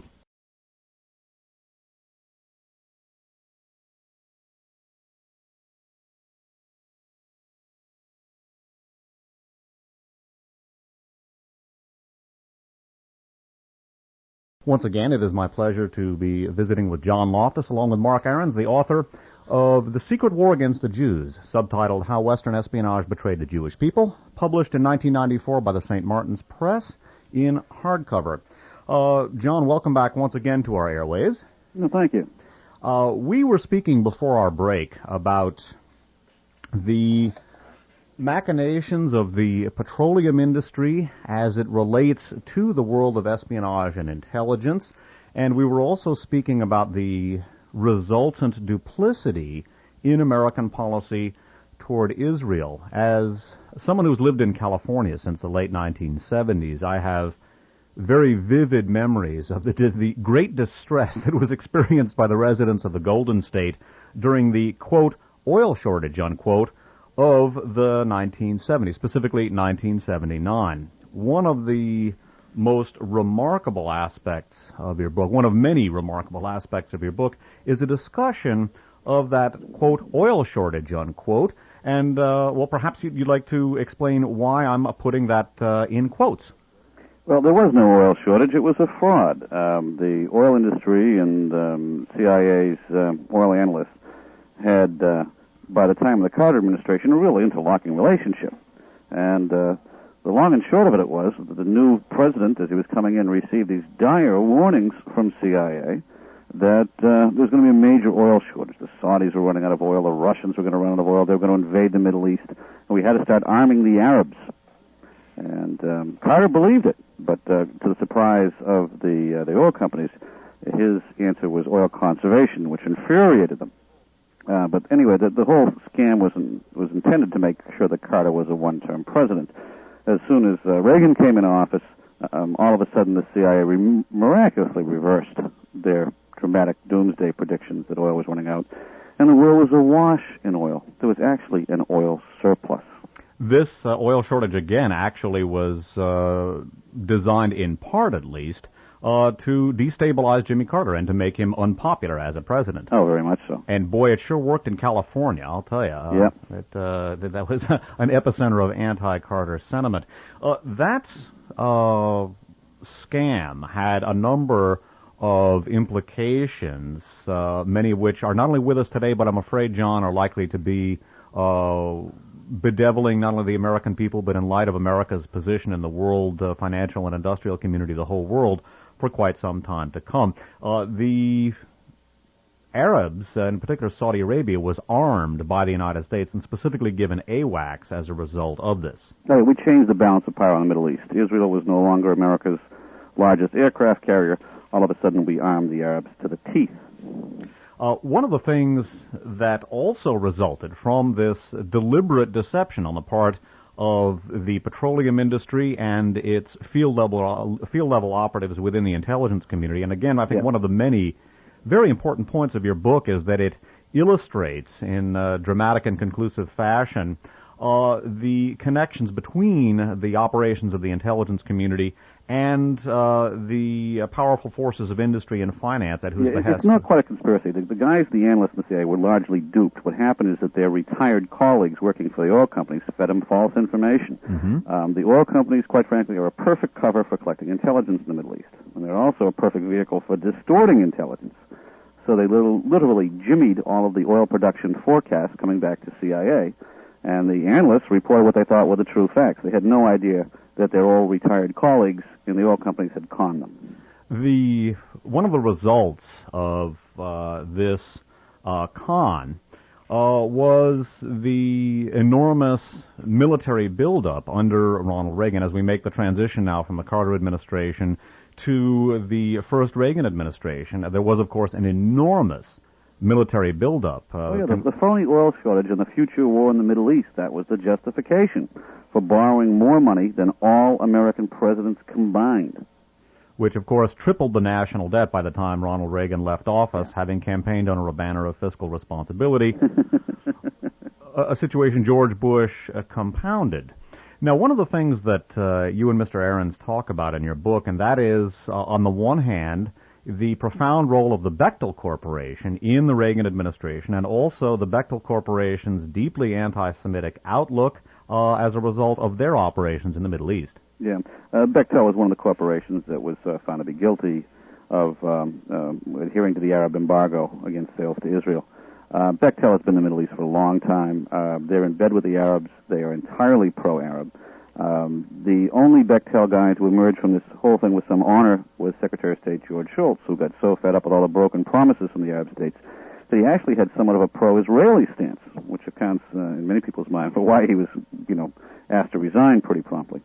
The irony is when Shultz got back to Bechtel, he discovered that Bechtel was constructing a dual-use chemical plant, and it could be used to manufacture the precursors for poison gas, the original Nazi formula. Mm-hmm. Schultz ordered the plant halted, okay? And it would have been irony if Bechtel had finished a poison gas plant for Saddam Hussein just before the Gulf War. Now, there's an interesting tie-in with Jonathan Pollard here, because Pollard had warned the Israelis that the West Germans were building the plants, and Pollard may not have realized that he blew the whistle on his own boss, Cap Weinberger, who was also Bechtel. Now, I haven't seen any documents indicating that Weinberger had direct knowledge of the poison gas plant contract. And I think quite unlikely that he did know about it, or he would have not taken such a high profile in the Jonathan Pollard case. But Pollard is the classic example of a guy who, well, admittedly committed a crime and should deserve to spend 3 years in prison, was sentenced to 40 years because he'd stumbled on something much more important. He had stumbled on a major political scandal. The Pollard spy case and its relationship to some of the things that Mr. Pollard probably did not understand the significance of brings us to a discussion of some of the intelligence-related scandals in the 1980s. Of course, George Bush was former director of Central Intelligence and an individual whose genesis goes back to many of the things that we've already discussed. His genesis as a political creature, actually his genesis as a physical creature going back to his Nazi collaborating progenitors. But the overlapping scandals of the Iran-Contra scandal, the Iraqgate/BNL scandal, and many of the other intelligence-related scandals of the 1980s, the BCCI scandal, have as one of their focal points something that I've focused on in my research and something that is dealt with, I think, in detailed and very clear fashion by you and your co-author, and that is what you and Mr. Ahrens refer to as a private intelligence agency run by George Bush. This grew out of the Vice President's Task Force on Combating Terrorism and the recommendations coming out of it. You refer to that alternately as the Special Situations Group and a Pre-Crisis Planning Group. Yeah, that was the subcommittee for the Special Situations Group. We have top-secret White House documents. We got the classified showing that in 1982, Vice President George Bush was put in charge of his own little spy agency, and that Oliver North was the officer assigned to detail the work of the committee. And they had a lot of cockamamie ideas. In the Middle East, their idea was to recruit an indigenous force of Lebanese that could be used to run around and kidnap Arab terrorists. Well, actually, it was a thinly disguised assassination program. And when the paperwork was drawn up and submitted to Bush and then went over to CIA, the CIA went wild. And, they were calling Oliver North up in the middle of the night saying, this is crazy. Whoever heard of such a program? And the idea was officially shelved. Well, what happened is that unofficially it went forward. There was a guy from U.S. Special Forces, Bill Buckley, who was a friend of Casey's over at CIA. And not to be confused, by the way, with the famous columnist also with the CIA. No, not that. Right. This is another Bill Buckley. Sure. And he was sent to Lebanon to organize the kidnap teams. And Buckley himself got kidnapped, and that caused a big uproar. Because if Buckley was tortured, he could really spill the beans about George Bush. Back when Bush was CIA director, he had used Buckley and a British agent to evade the congressional arms ban on arms to Angola. And now, when Buckley was kidnapped, Bush went to the British and said, hey, can we send arms to Iran? Well, within 2 weeks of Buckley being kidnapped, the British agent was putting together an arms deal. And the ship was supposed to depart Greece and go to Iran. Now, at the same time, Jonathan Pollard is this lowly clerk working at Naval Intelligence. And he stumbles across this pattern of PLO arms shipments coming out of Greece, going to Yemen. So in April, he tips off the Israelis. Watch the Greek shipments. The Israelis confirm it. They tell the Greek government. In May, the Greek government raids a ship full of arms. Well, Pollard didn't realize it, but he had just raided George Bush's first arms shipment to Iran. And again, the genesis of the Iran-Contra scandal did not come with the Israelis or even this is CIA. A year before the Israelis were ever involved. But it came from George Bush as the main operative and as a vehicle, the private intelligence agency that he was running out of the SSG CPPG. Yep. And the irony is that there was a major scandal. First of all, it was totally illegal. And second of all, the Syrian middleman they had contracted to buy the weapons and ship them to Iran, turns out to have been a terrorist. Now, I know this sounds bizarre, but Oliver North actually hired a Syrian terrorist and put him on the White House payroll. This, by the way, is a name that is very well known to my listeners. A fellow, again, who would appear obscure to most people, but a fellow named Manzur al-Qassar, who is identified in your book and dealt with extensively as the principal operative in the Iran-Contra arms transfers. Yep. Manzur al-Qassar was the guy who bought the communist weapons for the Contras, and he was also the guy that did the major hostage negotiations. The Israelis were brought in a year later as scapegoats. They were only allowed to ship low-level stuff, some obsolete TOW missiles and spare parts for Hawk missiles, things like that. The new high-tech stuff was all going through Manzur. and the Syrians to Iran. But what we didn't realize was that Monzer was a real terrorist. I mean, there's a congressional report saying that Monzer's syndicate's responsible for 20% of the heroin that reaches the United States. Interpol had an entire conference on Monzer. He helped blow up the Paris synagogue.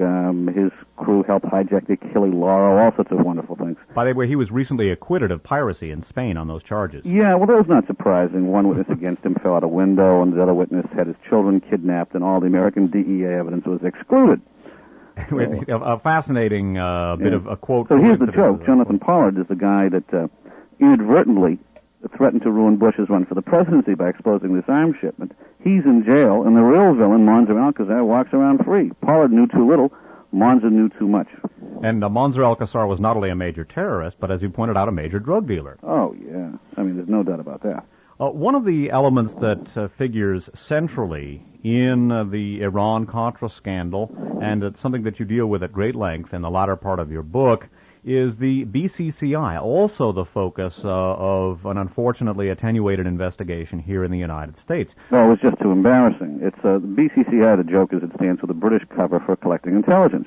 The British came up with the idea of setting up a phony Arab bank so they could trace terrorist money. And it was a real good idea, especially because the British were employing Monzer to lure all the other Arab terrorists to put their money in the bank. So that's why there were no terrorist attacks in Britain and the United States. We had them all wiretapped. Of course, we weren't telling Israel, but that was too bad for them. Unfortunately, the British put a bunch of Pakistani crooks in charge of the day-to-day operation of the bank and ended up costing innocent people around the world some $20 billion in losses. But we just walked away from it. And that BCCI was actually a British intelligence operation. Sure. Well, partly. The British had the London end of the bank wiretap, but they needed to get a big wiretap station in the Gulf states. So that was when George Bush, as head of CIA, took a $400 million allocation, and we built a listening post down there precisely for that purpose. One of the things that you discuss in your book is that as the CIA was forming liaisons with the Palestine Liberation Organization, terrorist attacks against Americans were halted, but that it was deemed okay, or at least tolerable, to permit PLO and other Middle East terrorist groups to continue to commit attacks against Jews. Oh, sure. I mean, that's one of the things that outraged Pollard. He's sitting there and he's reading intelligence reports. We knew in advance of which PLO people would be coming across the borders from Lebanon and attacking which village. Something that I have focused on in my program is the conflicts that were occurring as George Bush gave way ultimately to Bill Clinton between elements of military intelligence and elements of the civilian intelligence agencies. I'd like to read just a few sentences from page 485 of your book, again bearing in mind the position of Monzer Alcazar and BCCI in the Iran-Contra scandal. And by the way, we should also perhaps mention that the use of British intelligence by George Bush and company, and there's a pun there, as a back channel, and it was British intelligence that was centrally involved in Iran-Contra, dates all the way back to the Angola operation that you mentioned. Precisely. A military intelligence group called the Intelligence Support Activity is discussed by you and Mr. Ahrens, and you write on page 485 and 6, one group almost blew the whistle on Bush, the members of the Intelligence Support Activity, or ISA. This top-secret American commando group had been sent to Lebanon to rescue the hostages by force. The ISA got lucky and developed a network of Lebanese informants that uncovered the hostages' whereabouts. By November of 1986, the commandos had gathered all the intelligence, maps of the various Iranian compounds, and even the names of the Syrian officers who shuttled the captives back and forth. One Pentagon source showed us the documents, with details down to the license plate numbers. The commandos had a positive identification of all 6 surviving hostages. They were ready to rescue them when suddenly they were told to stop collecting intelligence and come home. In the end, the truth was too embarrassing. The problem with the ISA team was that it was too good. It was flooding U.S. intelligence channels with highly accurate reports on Monzer Alcazar, General Kanan, and the Syrian drug runners who controlled the kidnappers. The Army had no idea that Alcazar was working for the White House on hostage ransom. The ISA's sin was success. It had dug up too much of the truth. That's a fascinating example of something that you deal with at great length throughout your book, which is intelligence agencies and national security agencies getting their wires crossed. Oh, yeah. One old spy said to think of American intelligence in terms of the African centipede theory. The African centipede has 50 sets of opposing male and female sex organs, and it sits around all day having intercourse with itself. I'm glad you amended that for air. Yeah, it was a little more colorful in the original. Okay. One of the things that I've wondered, and I'd like to perhaps skip down to the bottom of page 486, where, again, you write, we regret to confirm that Yusef Haidar, now he was a Syrian intelligence operative also in contact with the Soviets, was he he's not? the man who actually tortured Bill Buckley to death. Right, well, as the sentence goes on, we regret to confirm that Yusef Haidar, the man who tortured Buckley to death, was subsequently observed in Washington, D.C. with a VIP escort by Agent John Lipka, L-I-P-K-A, of the FBI. Shortly after Haidar's visit, Bush announced to the press that the Syrians had gotten a, quote, bad rap, unquote, for terrorism. Shortly thereafter, several more hostages were released. Shortly after that, the CIA was told to stop investigating a Syrian connection to the 1988 bombing of Pan Am Flight 103 over Lockerbie, Scotland, and focus attention on Libya.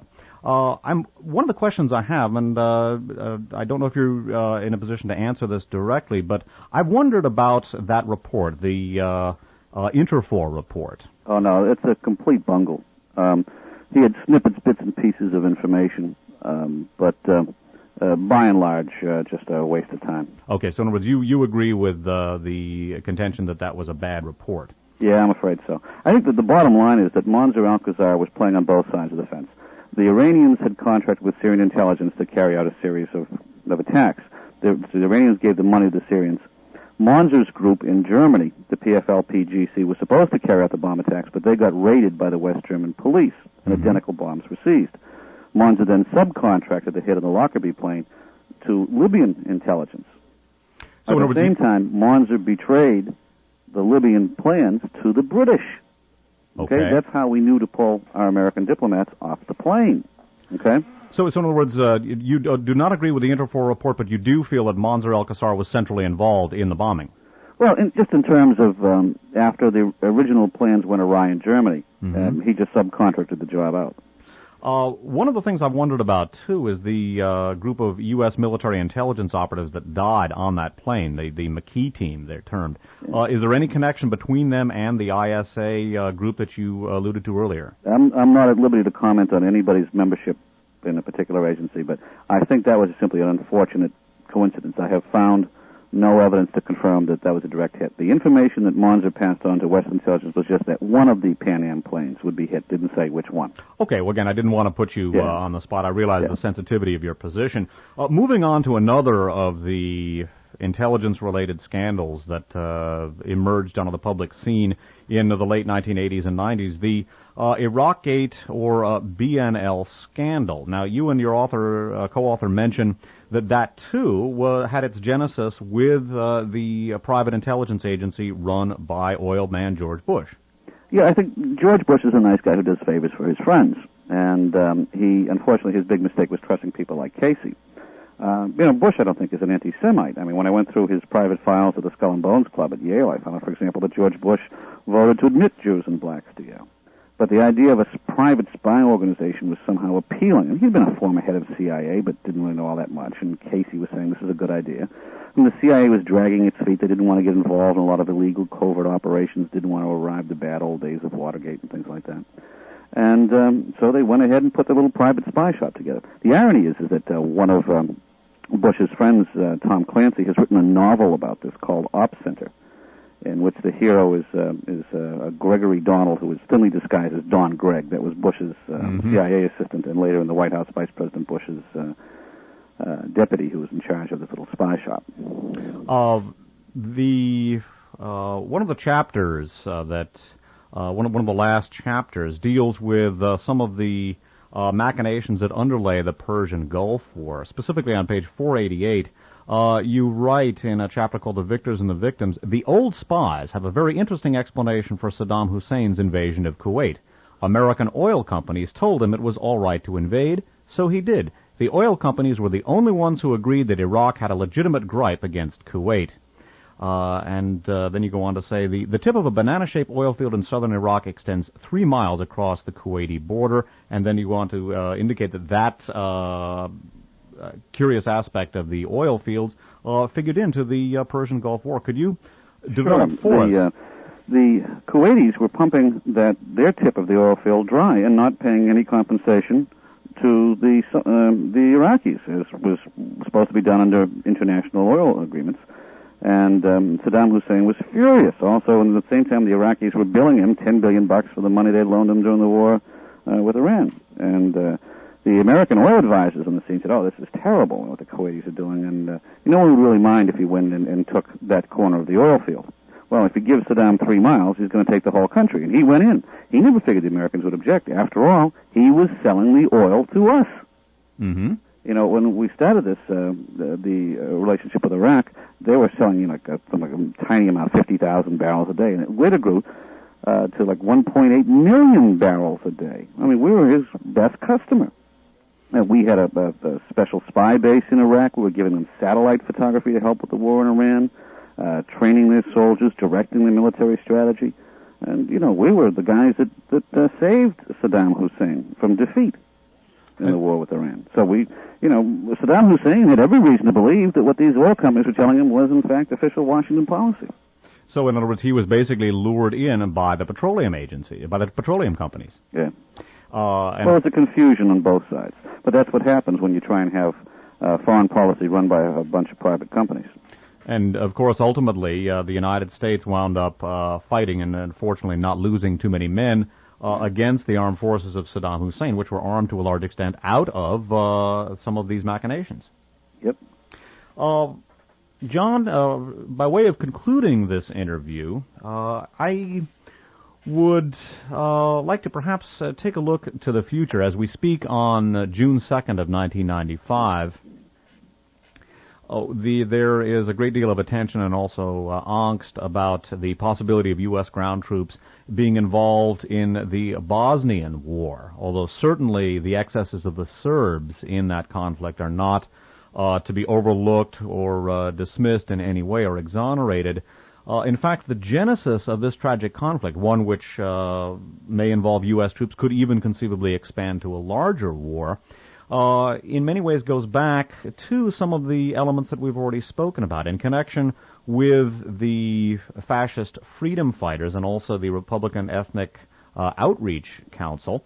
The Croatian fascists, the Ustashi, figure prominently in some of the things that you and Mr. Ahrens discuss, and in fact, the genesis of the tragedy now unfolding in the former Yugoslavia came when Germany, which has long been very close to the Ustashi elements, and the United States and the rest of the EC, Germany and the rest of the EC and the United States recognized the secession of Croatia and I believe it was Montenegro from the former Yugoslavian Republic. Yeah. It's the old cycle. Our failure to pursue Nuremberg and pursue the Nazi war criminals has, in the last 50 years, come back to haunt us. The end of World War II, countries like Croatia were snap frozen. They went from fascism to communism. They had no experience in democracy. And now the old fascist symbols and aspirations have just, come back to full life with the full support of Germany and a few other countries, in fact. I think that we've got two choices. We can either do what we did in the Holocaust and pretend that it isn't happening, or we can all go in, as we did in the Middle East, and put the fire out quickly before it spreads. I don't think there's any middle option. Mm-hmm. By the way, it was Slovenia, or not Montenegro, but Slovenia, as I think back on it. It's interesting, though, that the match to that particular tinderbox was applied by the secession of Croatia, and to a considerable extent, Franjo Tudjman and the government there has recapitulated some of the more odious aspects of the Ustashi regime. And it openly adopted some Ustashi symbols and revered some of the Ustashi leaders. It's really sad. It's pathetic. And in fact, to a certain extent at least, the tragedy in the former Yugoslavia represents a continuation of the bloodletting of World War II. It was sort of held in suspended animation. The Serbs were dealt with very harshly by the Croatians, and now, in a sense, they're effecting their revenge. I found it interesting that the leaders of the American Jewish community are very, very supportive of the Muslims in Bosnia, because I think they recognize parallels to the Holocaust. During World War II, the American public didn't know then what was going on, but our intelligence community did. I was reading accurate weekly reports of the number of Jews being killed as early as September 1941. We closed our eyes and turned away. One of the things that's interesting, too, is you discuss some of the reports reaching, among others, former Supreme Court Justice Brandeis.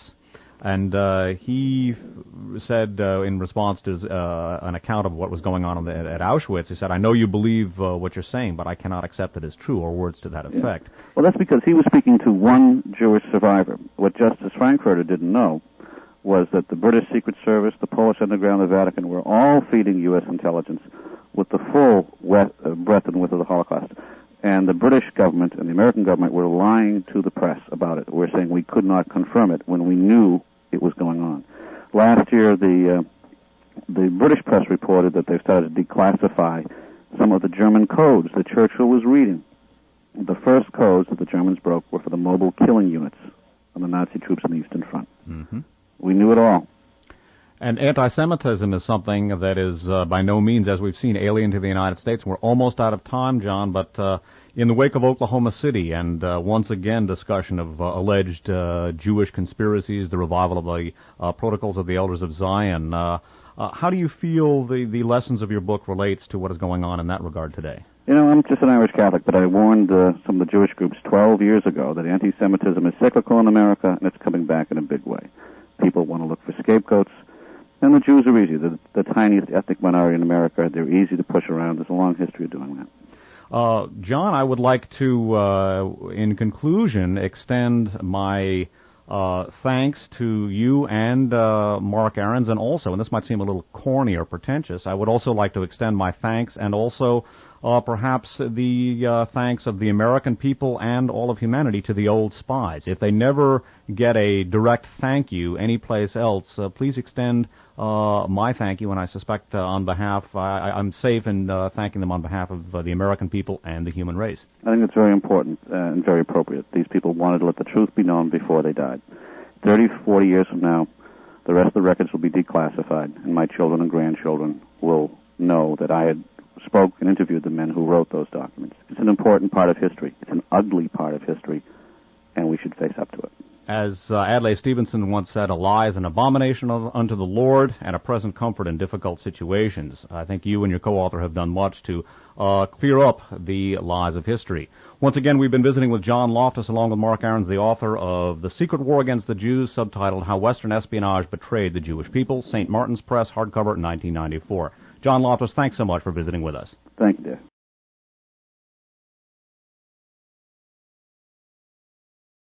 Last century or so is, of course, the Rockefeller Company.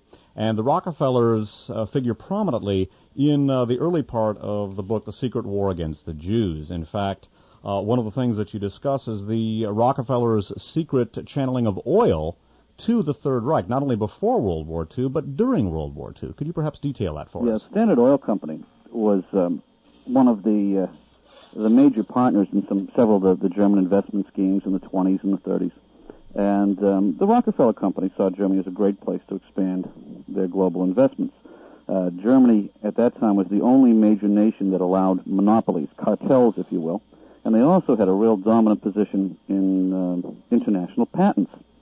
So it was a nice way to organize control of various patents, various technologies, and in effect seek domination of a large portion of the world market.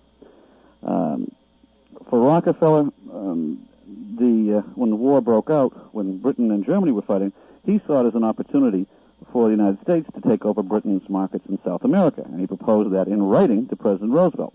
That's one of the factors that led Rockefeller to become one of our intelligence chiefs in Latin America during World War II.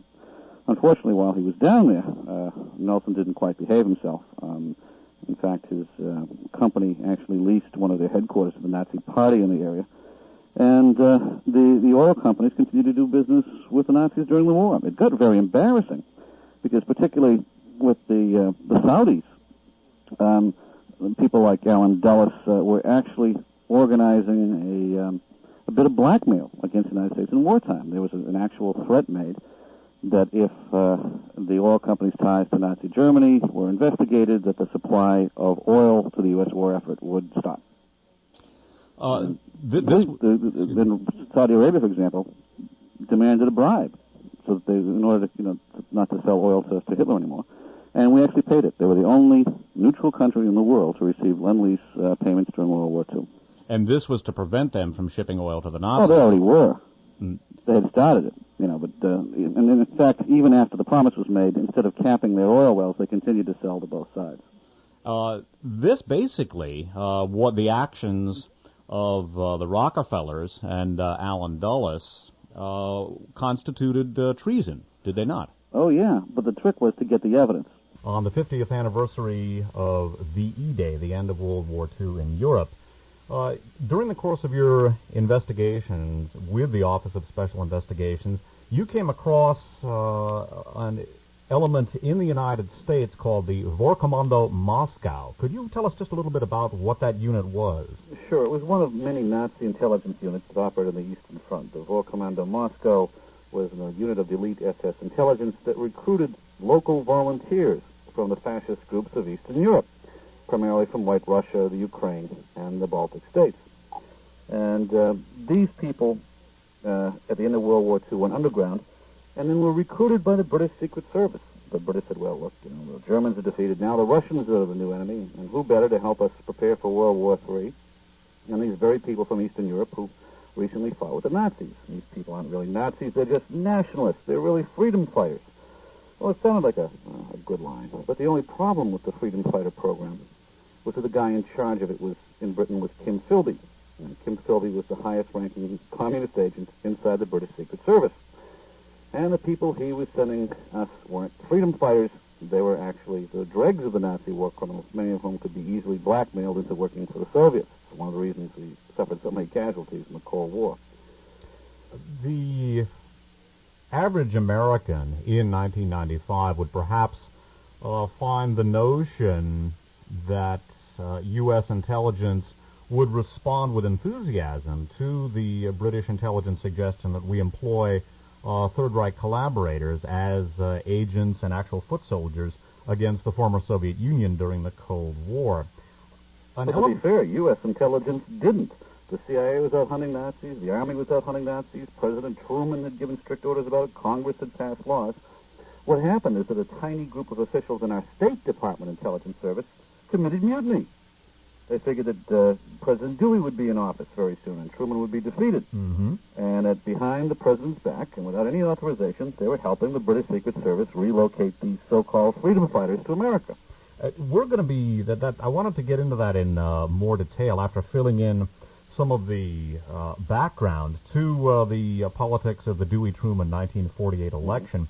But I think for the benefit of the average American in 1995, it might be worth going into some background information about how American society came to be receptive to the importation of elements like the Vorkommando Moscow. Now, certainly there are many Americans, both in government and out, who would be opposed to that kind of thing.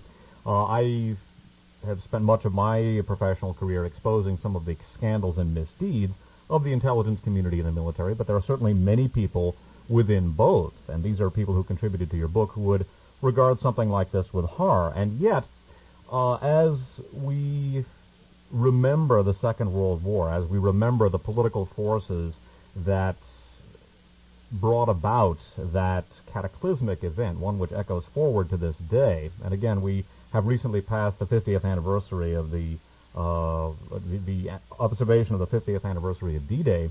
One of the aspects of the history of World War II that has not survived particularly well, and among the many strong points of your book, I think, is the fact that you delve into this in great detail, and that is the fact that not all Americans were opposed to Hitler. In fact, there were some very significant elements of what an author named Burton Hirsch termed the American elite, or the Wall Street elite, who were doing business with Hitler, and in some cases were openly pro-Nazi and pro-fascist. Yeah, I think it's fair to say that back in the 20s and 30s, there was a substantial number of American businessmen and investors who thought that Germany was a dandy place to put their money during the Depression. And when the mark was stabilized, they made a fortune. Now, these people weren't, for the most part, fascists. They didn't much like Hitler. They're generally of the old monarchist crowd. And the German businessmen assured them that, Hitler was just a dog on a chain, and they could he'd be useful to keep the communists and the labor unions at bay. Well, Hitler broke the chain, seized power, and as one British investor said, it's very hard to emigrate with a steel mill. Their money was already in Germany. And it's an unfortunate fact that 70% of the money that went to finance the Third Reich came from American and British investors. 70%? 70%. That is a remarkable figure. Many of these people certainly were simply business opportunists.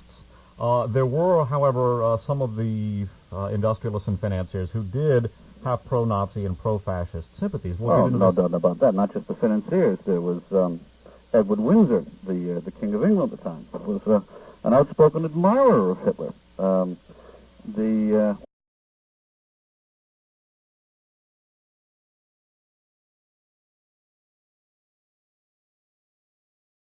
My name's Dave Emery, and it's my privilege to introduce to this audience John Loftus, a former career military officer and Justice Department investigator, and along with Mark Ahrens, the co-author of a remarkable new book called The Secret War Against the Jews, subtitled How Western Espionage Betrayed the Jewish People. The Secret War Against the Jews was published by the St. Martin's Press in hardcover and copyrighted 1994. John, welcome to our airwaves. Well, thank you for inviting me, Dave. Before we actually delve into the substance of your book, John, I think it might be useful for the benefit of the audience to give a little bit of background information about how you came to be investigating the material that you investigated in the Secret War Against the Jews. I know I have been following your professional career since an appearance on 60 Minutes and the publication of your 1982 book, The Belarus Secret. Yeah. Well, it started back in 1977 when I started work for the Attorney General of the United States. And under the Carter and then the Reagan administrations, I was part of the Office of Special Investigations, the Nazi War Crimes Unit. And my job was to work with the intelligence agencies to see if I could find any leads where there were Nazis hiding in America. Well, what I found out instead was that many of the Nazis I'd been assigned to prosecute were already on the government payroll. I got permission from the CIA to go public, and I appeared on 60 Minutes in 82 and then wrote my first book about it. I wrote another book about Nazis called Unholy Trinity, involved in the Vatican connection. Well, I had done 2 books on Nazis, and a lot of people in the intelligence community had sort of come to trust me and speak to me in confidence. And they said, if you think what we did with the Nazis was bad, let us tell you what we did to the Jews. And then I knew I was going to have to pretty much take some time away permanently from my legal practice and finish a very, very long research project. So after some 12 years and more than 500 interviews with former intelligence agents, my co-author and I have put together what we hope is a definitive history of all the covert operations and dirty tricks we pulled on the Jews and on Israel in the 20th century. It might be interesting, John, to, in a sense, begin with the ending of your book. As we are recording this on June 2nd, 1995, the world's attention has been fixed in recent weeks. When I was going through some of the classified archives, I found records where the British had wiretapped Windsor and found that he was, not entirely unsympathetic to the Nazi point of view. And this was confirmed by American interrogations of the Nazi Foreign Minister Ribbentrop after the war. Windsor was pretty much on their side. I wanted to get into the interesting connections of the British royal family to this milieu a little bit later. There are two names that will ring familiar. In fact, there are a number of names that will ring familiar to students of economics and modern American power politics. One of the names that figures most prominently in your book, before dealing with events before, during, and after World War II, is Allen Dulles and his friend, or his brother, John Foster Dulles, a fellow Eisenhower appointee, and also a senior partner in Sullivan and Cromwell. Could you perhaps detail some of the connections between the Dulles brothers, Sullivan and Cromwell, and Third Reich finance and industry? Certainly. The law firm of Sullivan and Cromwell before World War II was one of the key power centers for the transfer of American investment money into Germany. Sullivan and Cromwell represented most of the major financial houses on Wall Street, companies like Brown Brothers Harriman, for example. A few Americans would realize it, but George Bush's father and grandfather headed up what the U.S. government termed during World War II as Nazi fronts. In fact, their companies were seized after the outbreak of war as outright Nazi fronts, but it didn't quite make the press. Dulles was the lawyer that put together the cloaking mechanisms. And the American investors that put their money in Germany had no qualms about keeping it there during the war. In fact, they operated on both sides of the fence. They made a profit on both sides of World War II.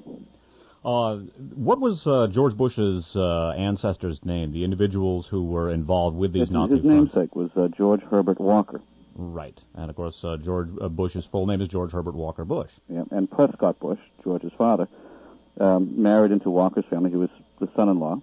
And Walker got Prescott seats in all the nice little boards, the Hamburg America line and the various Union Bank.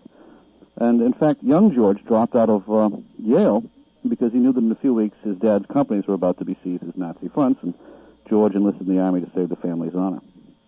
One of the names that has stood astride American power politics and American finance in the